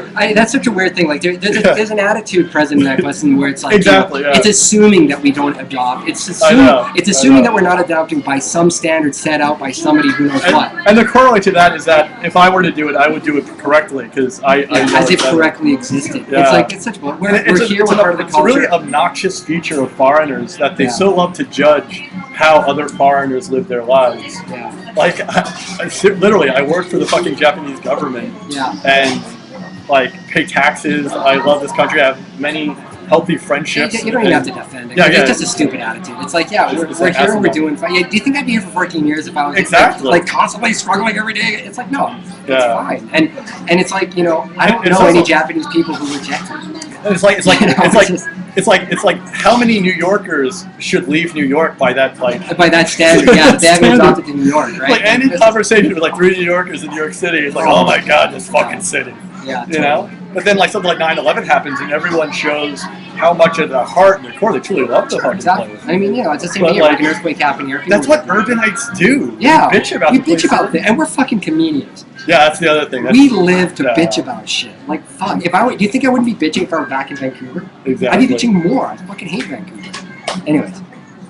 Because that would be completely inappropriate in Japanese Yeah, I know. culture. Why don't you What are do that? talking Because about? I wouldn't do that back in my home country. I'll prove how natural I am by picking random strangers and inviting them into my my own self-imposed world of standards. That is so culturally inappropriate to talk to a stranger for no reason in a public place. Yeah. So It prove would how, totally- it would prove how totally- culturally you what- are by what doing would something happen- culturally inappropriate. What would happen is it would freak him out for a bit, and then he would like politely get up and leave. He'd be like upset. He'd be upset and be like, I don't know why they're talking to me. I'm a stranger. I feel uncomfortable now, and leave. Maybe, or he would talk, or something would happen, or bottom line, it wouldn't prove anything because it's like doing random arbitrary acts to prove how culturally indoctrinated, how much you are involved in a culture. Yeah. Doesn't prove how involved in culture you are. It proves that you were standing outside and observing it. Exactly. So it doesn't prove anything. Wow, we were just bitchy right there. Well, because some tool comes out of the blue and says, "You're culturally indoctrinated." It's Yeah, like, that's true. yeah. That's true. Anyways. But I do believe, though, like, and I said this earlier on the show, that like the only people who hate foreigners more than Japanese are other foreigners.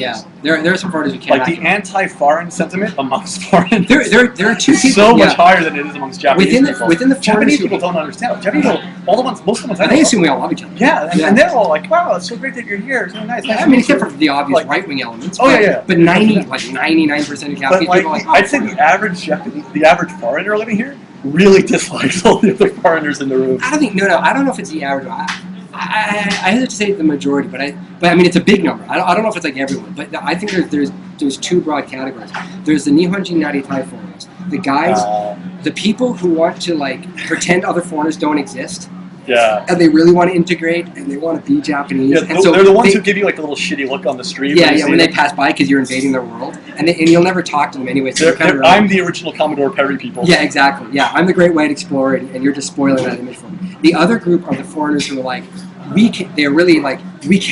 are foreigners, we can never be integrated, and so neither can you. Yeah. The ones who go around being like, no, I mean, I buff up against Japan culture all the time, and it's impossible to integrate here. Yeah. So every time you say you're integrating here, you must be full of shit. It's like, yeah, whatever. And actually, there was.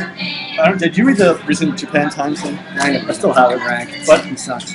The fucking like most Tokyoites understand English? No, wrong. It's not true. No. Most Japanese that we will interact with do. Yeah. And people who go to the types of places we go to. Yeah, I know. Because we're in this world, we're more likely to encounter them. It's like a good example. 99% of Tokyoites don't. A good analogy for it is beer.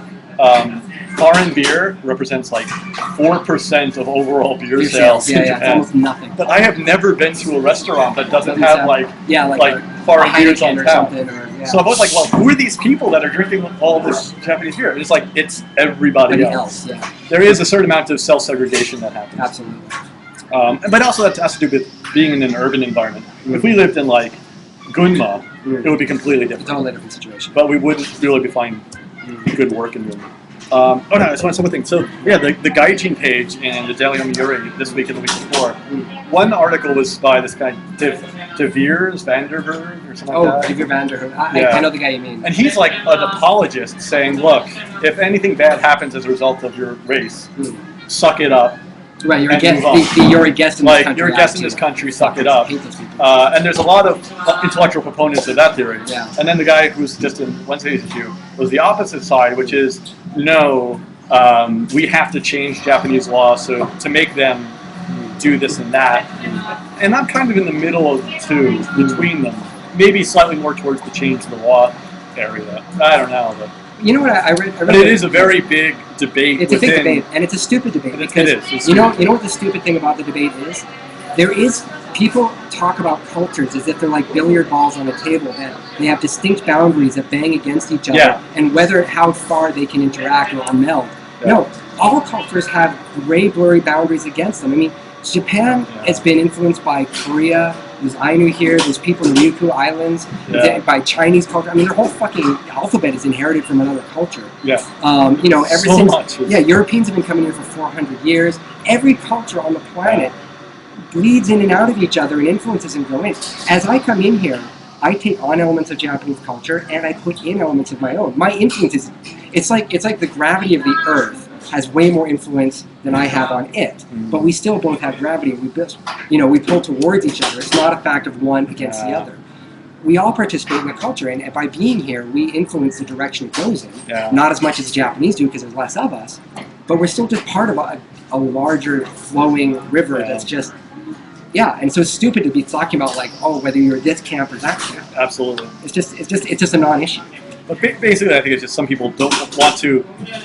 It goes back to categories you gave. Some people, like the apologists, I think, just want to be friends with the Japanese and not bring up any of the difficulty things. That's the irony. They just want everyone to get along and smile and be happy. And I understand that. Well, and also I think but there's some situations where you can't. Yeah, I think it's a lot of sucking up too. The irony of most of the apologists is they want to ingratiate themselves the most with Japanese culture by claiming that it's impossible to have Japanese culture deviate, change, be different. It's a special, unique thing that is exclusive of other people, except for them, of course, because they're apologists and they get in there. And it's fun. This is kind of related, but fuck laws. I was just reading. Sorry, that's my final take on Japan apologists. Fuck laws. I'll just read this thing. Togarashi, shichimi togarashi, is Japanese, right? Yeah. It's like the stuff. I was reading this article about the origin of it. Apparently, the red pepper originally comes through China and Korea via Europe. Oh, okay. I'm with you. The spicy red pepper is not native to Japan, obviously. Okay. But the toll, the concept for togarashi toll, is somehow connected to China, and originally in ancient words. The ancient word for China was toll. Yeah. So, but it used to be that. Tojin meant any foreigner. Was like anybody from China. Right. Meant like Portuguese too. Right. Anything was like that. But it's just reading that article is interesting how wow, there's so many things, there's so many levels here that are so deeply foreign, yet nobody thinks about the origins of these things really, the word gaijin only goes back about 50, 60 years. It's really a modern thing. It refers to non-Asian foreigners and whatnot. I mean, it's and the whole concept of Japan is this extremely isolationist thing. That really only goes back to can't remember what the hell the era before the Showa was. Not the Meiji, the one, the really short one between the Meiji and the Showa. I can't remember what the fuck it was. No, I can not Tokugawa. Anyways, but the point is, it's like, yeah, this modern day isolationist view is pretty modern. It only goes back about 100 years. Yeah. And it's not really the Tokugawa thing. Yeah, but I these days I've been going around telling the Japanese people, just more for shits and giggles. I don't really give a shit about terms, but I say I'm not gaijin, I'm raijin. I've ranted about this a number of times. Do you consider the word gaijin bad? Oh, it's okay. There's two things about that debate I want to say. One is people keep trying to find equivalents to it in other languages. Like, is it the equivalent of nigger? Is it the equivalent of honky or whatever? No. It's its own thing. You can't measure by standards elsewhere. Yeah, you can't compare it to the other thing is it's word. 100% contextual. The meaning is not in this word separate from other contexts. I've had people say gaijin to me in a very insulting way. But when you think about it, you could use the word woman in an insulting way. You know? Yeah. She's just a fucking woman. What does she know? Well, the word woman isn't bad, but in that context, you're trying to say that because she's a woman, she's a problem. So that's a good explanation. Right? So the thing is, like, gaijin the exact same way. I mean, consider Ken Suzuki. Ken always calls us gaijin. Ken calls us like gaijin-san, which means like kind of Mr. Gaijin. Yeah. It's totally like a, a camaraderie thing. Yeah. So it really depends on the context. Yeah, no, I think that's a perfect explanation. I think it's completely innocuous, except you know when someone's using it differently. But to me, it smacks of very Japan newbie, people who complain about being called gaijin. It's like they're in their first year and they're looking for things to be upset about. Have you ever seen the movie Black Rain? Oh yeah, I love that movie. It's hilarious. There's so much that's funny about that movie. It's hilarious. Oh god. I have a great idea of something we should do. I'll tell you later. Remind me later about Black Rain. But anyways, in the movie, there's a scene where he goes and talks to this white hostess chick, and she defines the word gaijin as being, it means barbarian. It means you're an outsider, that you're like this hairy fucking monster. That's like, no, it doesn't. No, it's just totally not what it means. Really. That's not what it means. It means basically it means person from outside. It's a term that got adopted. Yeah. Well, that's any media made about Japan. Yeah, they always make it. Well, they're going for the drama. If we watch it, it's like, and in Japan, they just like, no, they don't. They don't do that. That's not what they do. But for those of you, the reason I go with Raijumi means person who came to live. Rai means come, Ju means live, means type of people. So it's just for kind of amusement. Like, basically, the only reason I kind of use it, throw it around, for shits and giggles, and it's fun, because Japanese people think it's hysterical. Like, when they say, oh, gaijin-san, I say, gaijin de wa nai, raijin desu. And they're like, hey, what is that? Because it's a made-up word. It's like, you get to talk to them, and I get to tell them a little bit about, so I came here to live, and they find that amusing, and blah, blah, blah, blah. But really, I kind of use it a lot because sometimes when Japanese people say gaijin, bound up in that meaning is that you're the okosha, you're a tourist, you're here for a temporary period. Yeah. And it's like, look, I am a foreigner, but I'm not here temporarily. So I'm just trying to separate out those concepts. I mean, I understand looking at me, I'm white, I'm going to be foreign, I'm going to be a gaijin. But don't mistake that for meaning that I'm just flitting through your country and I'm not, finding out what it means to live here. Yeah. So really the word raijimin is not because I really give a shit to actually being called raijimin, but just because it's a doorway that I say, yeah, raijimin. And then they go, what? And then it's kind of like, it lets me sort of like define my own self as opposed to them imposing a definition on me, right? Yeah. And with all of these things, I think that's what people dislike the most. With any of these like words, it's having somebody else define It's someone having someone else. It's like when they speak in English to you. Yeah. They are defining your ability. Now, that's really the only problem with it. Yeah. I've come to realize that the main problem with the whole thing about being spoken English to is because the problem is that they're using only their eyes and not their ears. Thanks, Hildy. Right. Yeah. My little body. Hildy, my body already threw out the annoying woman. Oh, okay. I mean, basically, it's like, I understand that the way I look is never going to go away, so the Japanese people judge me a little bit, that they have a different mode of interaction for me, because they look at me and I'm white, and it's like, oh, maybe, does he speak Japanese? I don't know. The problem is the people who can't also hear me. You know what I mean? Like, if I speak Japanese and I'm white, I can understand that they might modify their expectations of how well I speak Japanese or whatever. Yeah. But to some degree, they need to acknowledge that I am speaking. But there's a certain percent of Japanese people who, when they see you're white, no matter what you say, no matter what you do, they are convinced that you could not possibly be speaking Japanese. And those are the people who need a bit of a slapdown. I had to email someone about this years ago. So I've actually had moments where I had to actually tell the person, yeah, I'm speaking Japanese right now. Yeah. The word you don't understand, that is a Japanese word which I have just said. Right. I'm going to repeat it again now. Yeah. And then they're oh. Yeah, it's bizarre. It really is. It's a weird thing. Like this is the kind of thing like where the sort of like racism issues and stuff like that. I don't know if there's parallels in other countries. I think in China we get this as well. Chinese people don't expect to be Chinese. Yeah. But it's like, yeah, there's that weird dawning moment when you've spoken to somebody for 5 minutes and you literally stop. You go, wait, listen, because oftentimes they're speaking heinously bad English. You can't understand. It's like, I'm speaking Japanese to you right now. I am. And then they're like, oh, hi. Like, they didn't get, like, they really didn't get it. And it's amazing. This is a really good point. My parents went to China, they laughed at us in the country, they pointed and laughed. You know what? It's one thing I've noticed. I've seen this a lot of times. I've seen the dynamic happen with other people, and I felt it myself. People laugh in your vicinity, and it becomes incredibly uncomfortable because you don't understand what's going on. Whether or not they're laughing at you, or whether they're laughing at me, and it causes an incredibly strong reaction in people. Yeah. Like, what are they laughing at? Yeah. What's so funny? You know, because they think that they're being made fun of. Yeah. Or whatnot. And often, like, I've seen, like, people complain, like, yeah, the Japanese were, like, making fun of me because I didn't use chopsticks. It's like, it's not that kind of laugh. Right. Yeah. No, it's not. Yeah. But, like, it's I think they're not just people looking right at you and laughing because you have a goblin-shaped nose or whatever. No, it's more like it's cute, or like there's a funny situation. But, like, people who don't speak the language in a certain situation become so fucking paranoid. Yeah. And so if somebody laughs, they immediately get this whole paranoid thing going on.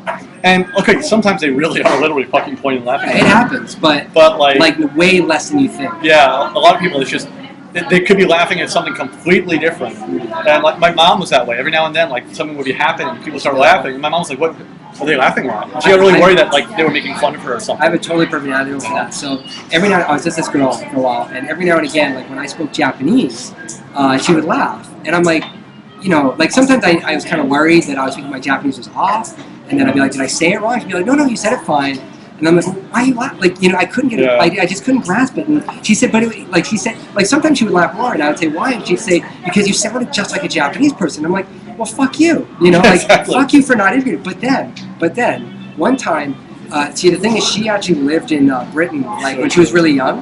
And so every now and again, when she speaks English, one time she was speaking English, and just as she said the word, it came out in this spot on, perfect Oxford accent. So it's like, you know, could you hand me the cup over there? It was just like precise, and I laughed because it was like it was cute, it was everything. And then at that moment, I realized why she was laughing. It was like it wasn't a laughter of unacceptance; it was a laughter of acceptance. It was a laughter of going, "That's amazing!" Like, wow, I didn't see that coming, but it's great. You know what I mean? It was a positive laugh, but I could totally see, and it kind of bothered her. And at that moment, I was like, "No, wait, that's what you did." And it was suddenly everything became clear. But that can happen too. People are essentially very thin-skinned and very paranoid. When you're surrounded constantly by things you don't understand, it's very easy to slip into like what's going on. Oh, they've seen your material. Is that somebody seeing you live or somebody just seeing your videos? Somebody seen the video. Asian people find other Asian people speaking in Western accent weird. Yeah, that's actually I've heard a lot from like my Asian friends, especially like I have Japanese friends or Japanese who like Nisei growing up elsewhere, and Japanese people expect them to speak perfect Japanese. And then they talk back, and even if they do speak Japanese, the whole dynamic is thrown off because it's like, oh, that's a whole other level of weirdness that I don't think we'll ever be able to appreciate. It's a very complex thing. On YouTube, the guy saw you. He said, Dave needs his unblocked TV channel. I don't think so. I think Dave would be the first one to say no. See, Dave has a life. I try to do stuff. Dave does other stuff besides the internet. Although I'm here now. He plays like street hockey and like things like that. I sit in coffee shops and talk to my laptop.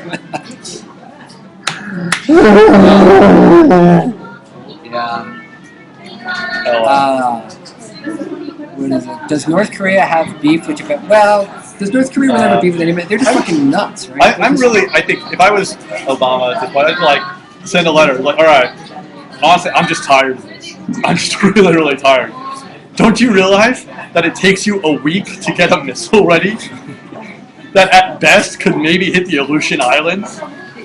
We could hit the Pacific Ocean. Remember how you were saying that America wants to destroy us? Like, yeah, we could, actually. And you know what? we're going to now. We thought about it. We Yeah. thought about it. We said, that would just be easier. The thing about So you know destroying what? North Korea, If you had another missile on a launch pad, we will fucking bomb the it. thing about destroying North If you Korea is do they've done anything- half the job for you already. The country's already half fucking destroyed. Exactly. I actually went up to the North Korean border last time I was in when I was in Korea last, and man, that place is a shithole. Man. They got nothing going on.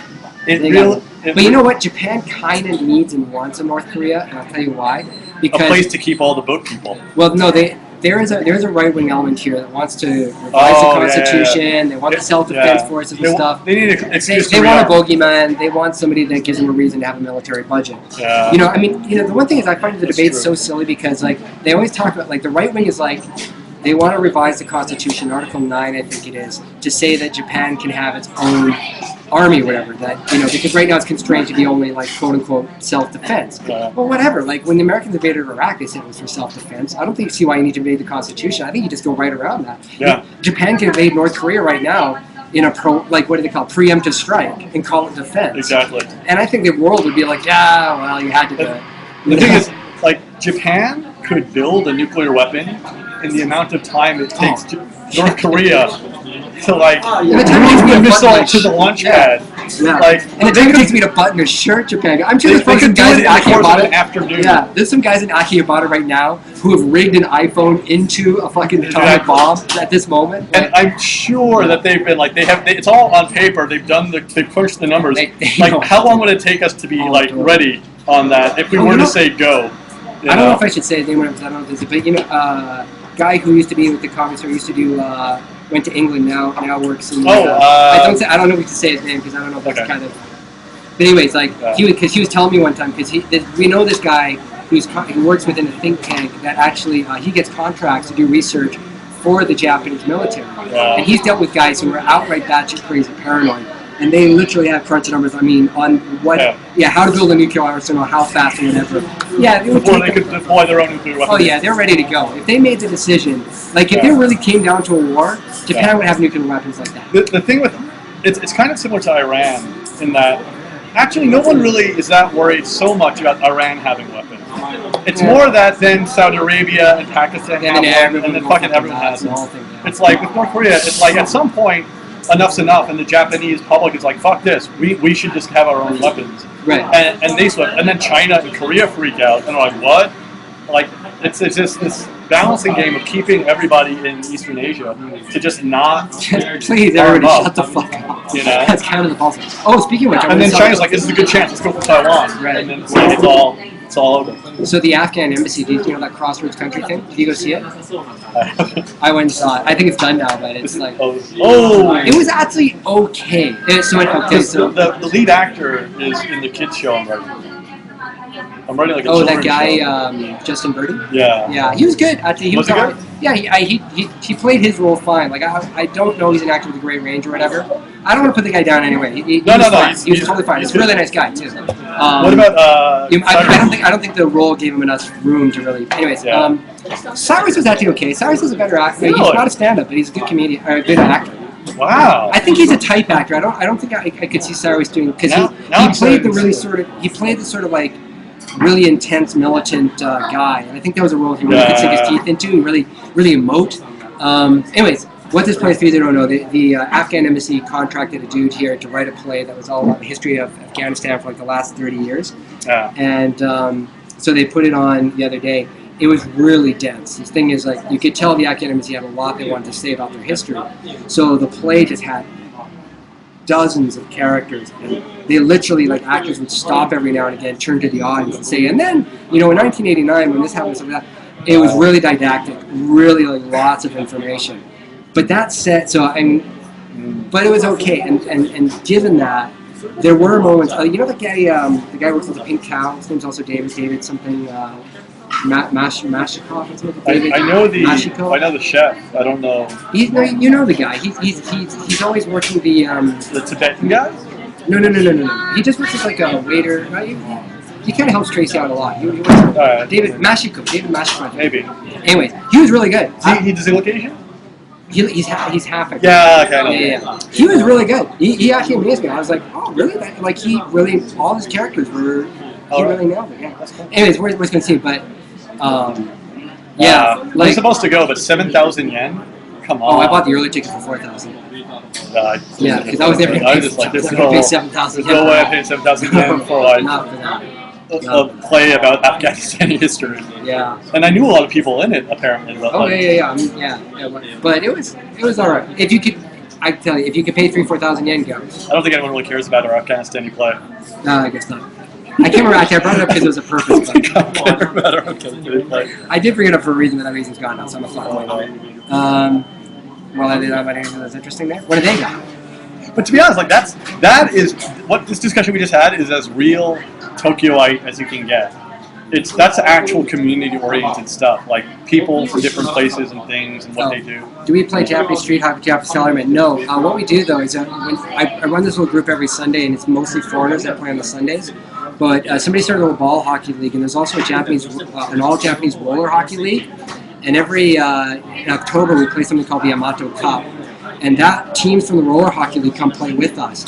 And it's all like these Japanese university students from like Lawson and stuff. So all the foreign guys that come play, they're all like me. They're all like mid-late 30s, whatever. We played hockey for a while, and then we're playing these like uber fucking genki, like really fit, athletic Japanese guys who are all like 18 to 22. They're fast, they're good, they like have wrist shots that will fucking break your head. It's awesome. Like, oh my god, it's like we actually play. We can kind of keep up just by playing dirty. It's kind of like it's a real challenge. They ass rape us every time. It's really great. So but they're not salarymen. They're all university students. Yeah. And this is like with all the heavy stuff we were talking about before about gaijin and all that. One of the greatest things about being an expat here is some of those moments. Like, it's kind of like this is a horrible analogy, but like Good Morning Vietnam when Robin Williams is doing the baseball thing with the locals.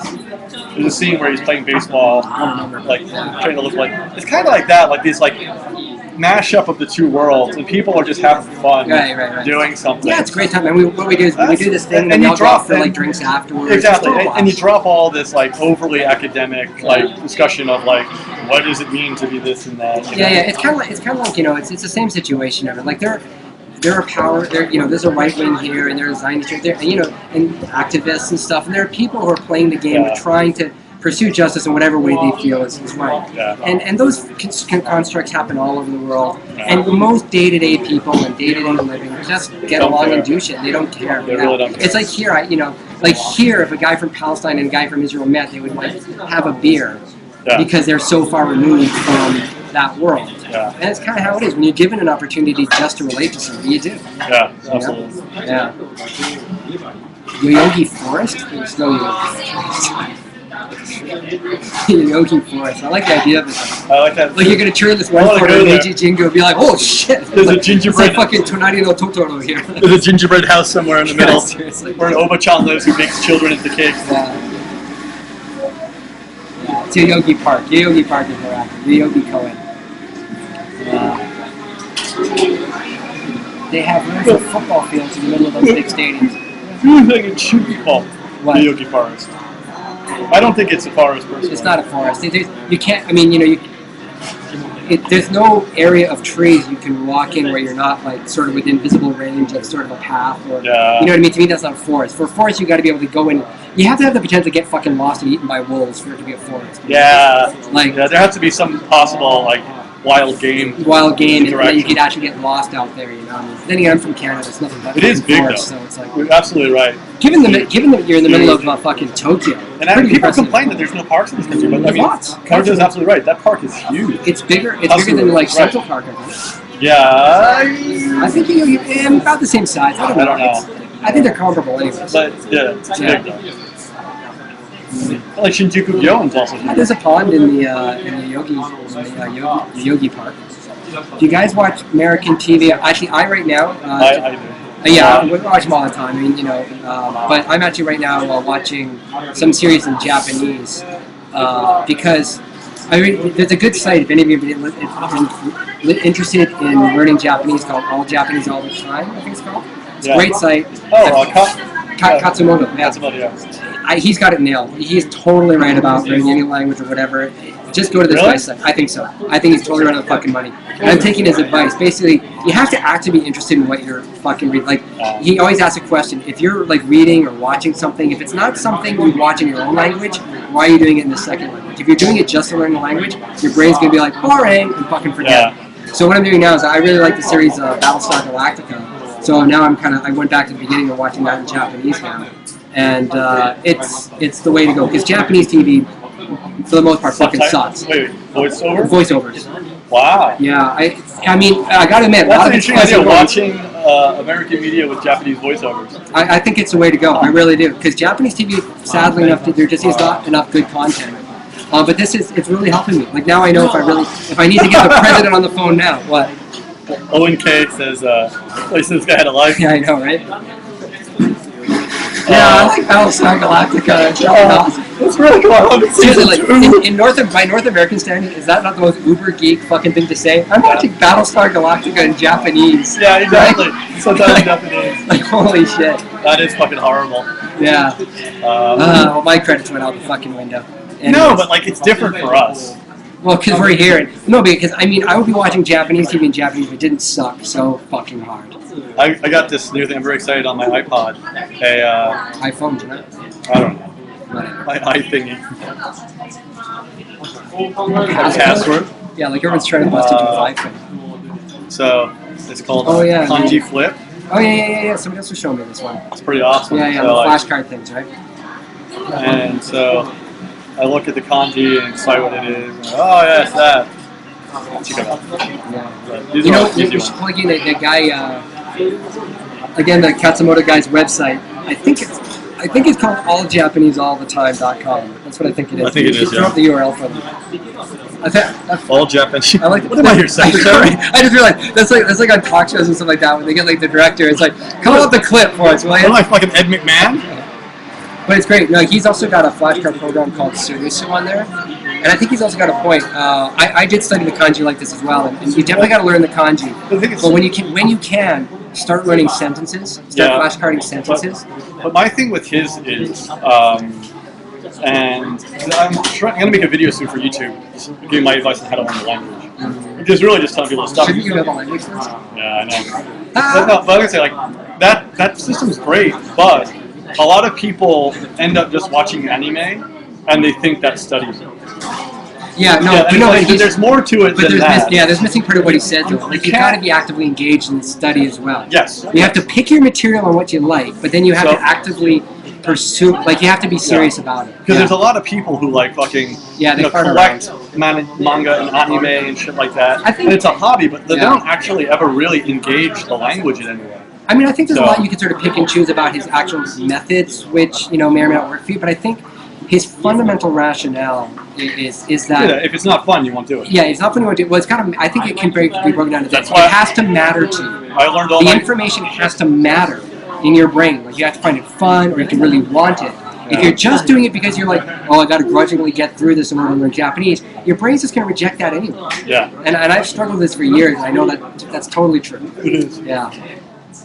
I used to drink. Does Australia still have Queen? All my studying was done in bars. Huh? All my studying was done in bars. I'd go into bars and, talk to people. Guy, I mean, when it comes to Japanese, if you need to go to a bar or sushi restaurant and get the right kind of alcohol for your particular buzz you want that night, this is your man. You should go on that shit. Those guys. But it was because I was like engaged in learning the language because someone would say something, I wanted to know what it was. He wanted to get drunk, so he was like hanging on every fucking word. I need to be able to. He knows every like I actually don't know how to order a beer like in terms of the chew and the joe. Really? Because I don't drink beer, so I don't really pay attention. This guy can probably get you down to a quarter ounce accuracy. How many different temperature levels of Nihonshu can you name? None. Name like 5, probably. Do you know those guys who do the Japanese news show, what is it, Trans-Pacific Radio? Yeah. They're starting a new program. Yeah, they're starting a new program about alcohol. This is so sad. Yeah, you should get on there, man. You'd be perfect for that. He did. He asked me to go do it, but it's like Wednesday afternoon. You both are fat. Is he talking to us? Yeah, probably. Yeah. I know. So Garrett's show. He asked me to come on, but like it's like 11 or noon on a Wednesday. He doesn't the Pink Cow. It's like I can't. You can't do the time. I would be dead. Yeah, I'm on the ledge. That's too bad. I mean, I could do like a tasting at an appropriate time of night, but I can't start drinking on Wednesday at noon. Like, That's hysterical. that demon is hard enough. I mean, seriously. I'm trying to get a job at Mitsuai. What's Mitsuai? Mitsuai is a supermarket. Is it? It's a supermarket chain in the States, Yeah. I think. Japanese supermarket. I even know Japanese shit in America. You only know Japanese shit in America. That's true. Oh, man. It's funny though how like when you go back to the States and you see Japanese stuff, it's so much more important to you than it would have been before you lived here. Like when I go back to the States and I see a commercial and there's some like Japanese twist on it, I'm like, oh, that Gap commercial had something Japanesey about it. Like I notice it, like it's like a shout out to us. Right. Somehow. It's like you notice, like, Latino. Yeah, it's really sad. Yeah. It's actually very sad. I don't know, but at some level though, like I kind of, I feel forgotten Seem here. to be having their troubles there. Just flamers or whatever, being jerks. Be a beer columnist. I would be dead if I was a columnist. You'd be dead if what? So much effort to ban. Yeah. Why? A lot of people bother. I don't know. I know. Seriously. The daughter of the local sushi bar is teaching me Japanese. Is that what the kids are calling it these days? It's a win-win for me. That is a win-win. It should be a win-win-win, dude. You're missing one part of the equation there. Yeah. You'll kick that guy too. Yeah. He probably has like, this is how exciting this person's life is. He probably has like 20 accounts. Right. Yeah. There should be like, I think there should be an automatic all caps scroll system. Yeah. Anyone who taps all caps gone. Actually, no. Your computer should just explode. Yeah. Your computer should shock you with a little electrical charge. Yeah. And then you should die. Yeah. Seriously, I've never seen anybody write anything in all caps.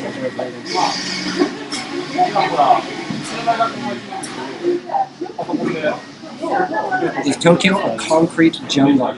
Depends what you mean by that. You mean in terms of the old ska song? Yeah. Because at some point it gets annoying because they can just keep coming back. Yeah. You know? Yeah, they just keep kind of rejoining. It's so sad. Actually, what else do we have to talk about anyway? I was going to talk to you actually, I don't know if you're interested with these guys, but about the whole stand-up comedians not doing enough material thing, the big controversy, well, big non-controversy.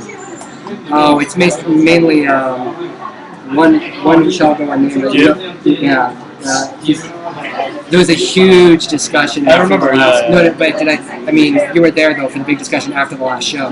No. There was a big roundtable discussion by a bunch of non-stand-up comedians talking about how the stand-up comedians should be doing more material. Basically told them they're all dickwads and they didn't understand what the fuck they were talking about. Yeah. Do you have your show by yourselves then? Yeah, I know. It's kind of like that. Well, the thing is, but here's the thing, really, because Chris is cool. He understands the issue. You know, Chris was kind of like there, thing, and he's just like, I'm happy. You know, like the show's going great. I was like, my thing is, where's the evidence? The show, our show, by the way, exactly. has been growing by leaps and bounds. We get like the Tokyo. The last 3 months have been standing room only. Oh, standing room only. Both the shows actually. The show we do with the Hobgoblin and the show we do with the Crocodile. Getting better and better and better. People are always going there. I mean, but one of the improvisers is kind of like the thing about doing stand up here in Tokyo. It's not like New York. We can't go to a stand up venue every night and keep testing material and doing whatever. So that kind of affects the way we do it, and it's kind of tougher when you don't have the opportunity to expose your stand up that much. It gets harder to. It's not. It shouldn't even be It's just a different discussed. issue. It's just a different. Even be discussed. It's just a different environment. It's not uncommon, and he's just an idiot. Well, the problem is he. And right now, if anything needs like attention, it's the improv. Yeah. Like, if anything needs some work. Anyways, the stand-up environment is different here and whatever. And stand-up here is definitely different. But anyways, fuck it. I'll No, I don't. What does local Japanese think of American military in Japan? Well, if you're in Okinawa. But the thing is, no, actually, the numbers I think the Okinawans want the bases to stay. No, the Okinawans want jobs. That's different. They want jobs. That's different from saying they want the bases to stay. Why you always got to go and be right? I know. Yeah. But right now the jobs are on the bases, so that keeps them hooked in. Yeah. But they would like the bases gone and still have jobs. Which is entirely possible because, as far as I understand, the Tokyo government is like leasing the land or giving a cut rate deal to the American bases. They can offer that cut rate deal to all sorts of institutions who might move in and employ Okinawans. Yeah. So it's not like the bases are needed. But I mean, I always get that argument from the Japanese. Where they're like, it's like, we pay so much in tax money to support you. Like, do you know how much a fucking aircraft carrier costs? Yeah, seriously. You want to buy one? Yeah. Have fun with that. Yeah. You know, like. They like us there for the North Koreans. Like, no, the Japanese self-defense. See what the Japanese self-defense for, and I'll just read about this. They are hard up. What the Japanese would love to do, again, is maybe change Article 9 or do whatever they do. There's a Japanese, like, what do you call it, industrial military industry here who develop high-tech weapons and stuff. They would love to be getting Japanese government money to be building their own shit and justify their own budgets. They don't want to, like, be spending this money to the Americans and stuff. They'd rather be making their own money. You know, so yeah, North Korea is a total non-threat that is never going to successfully launch any campaign against Japan because they're fucking incompetent and never could. The Japanese would love to use that as a way to justify their own budget, and they don't want to pass that money to the Americans or let the Americans do it for them. So no, they don't really care about American defense against North Korea. Yeah, and it really is true. That's why it's the whole North Korea thing. Yeah. Like, I don't really get why people are nervous. Like, those guys. It would be impossible for them to. Really, those guys can't. Oh my God, they can't do anything. I mean, they're incompetent. They're nothing. You know. Although the leader can play a mean game of golf. Yeah, the whole thing. I had a bit about that. 8 holes of golf. Eight holes in one game. I had a bit about that like 6 years ago. Yeah. I did a bit about that 6 years ago. So hilarious. Don't. There's really not much to see in the cafe. I guess I can. No, you could not invade North Korea, but they could never get out of it.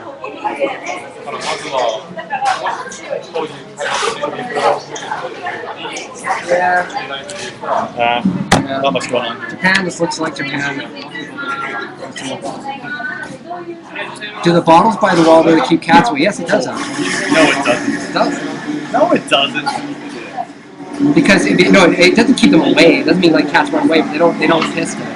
Because cats and dogs don't piss when they drink. So if they see water, no, it's true. It works. No, it fucking works, dude. You're full of shit. No, it doesn't work. It totally works. I did a tour of my house, and some crazy person who lives next door to me, or maybe the old tenant of my house, has put just like 100 water bottles all in front of my house. And I'm afraid to get rid of them because I'm sure the second I throw them away, some fucking psychopath's gonna come knocking on the door. What'd you do with my bottles? Those are my cat bottles. I filled all those bottles with water. Now you have to put back bottles. You know, like I'm sure there's some fucking psycho job.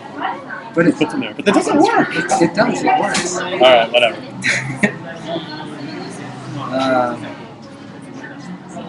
Kev says sticks. Well, I say, like, in my flower pots, I used to put like little yakitori sticks. So, like, if the cat would jump on the flowers, it would impale the cat. You come home, there's all these cats hanging there. It's hanging there like it's been killed by some evil Roman emperor. Its head on a stake. You look like fucking Vlad the Impaler for cats. Nice. That might keep cats away. I don't know. Is that an old white guy? No. Oh. Yeah. Yeah, it's crazy. Sometimes you're on the farms. But this is Ebisu. There's a lot of farms. All right, it's coming up on 4. Yeah. Why do you come all the way to Ebisu to do this? The chicks are hot around here.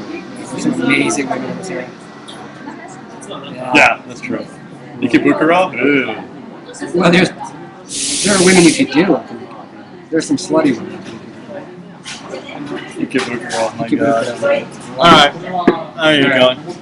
Lovely talking with you all. I'll see you next week. My guest will be Heather Russell, owner of Rinkia. It's a website it's a portal for buying things on Japanese online sites. Cool. Tune in if you want to see more of that. It's exciting.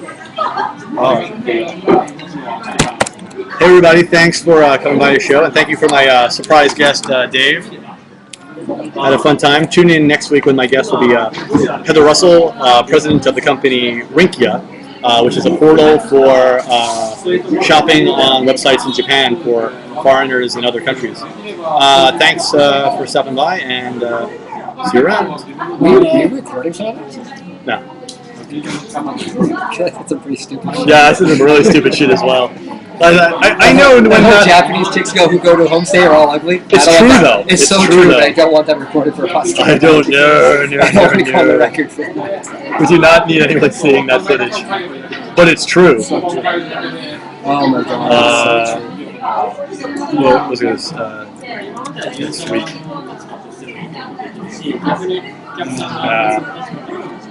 All right. Later, folks. Bye.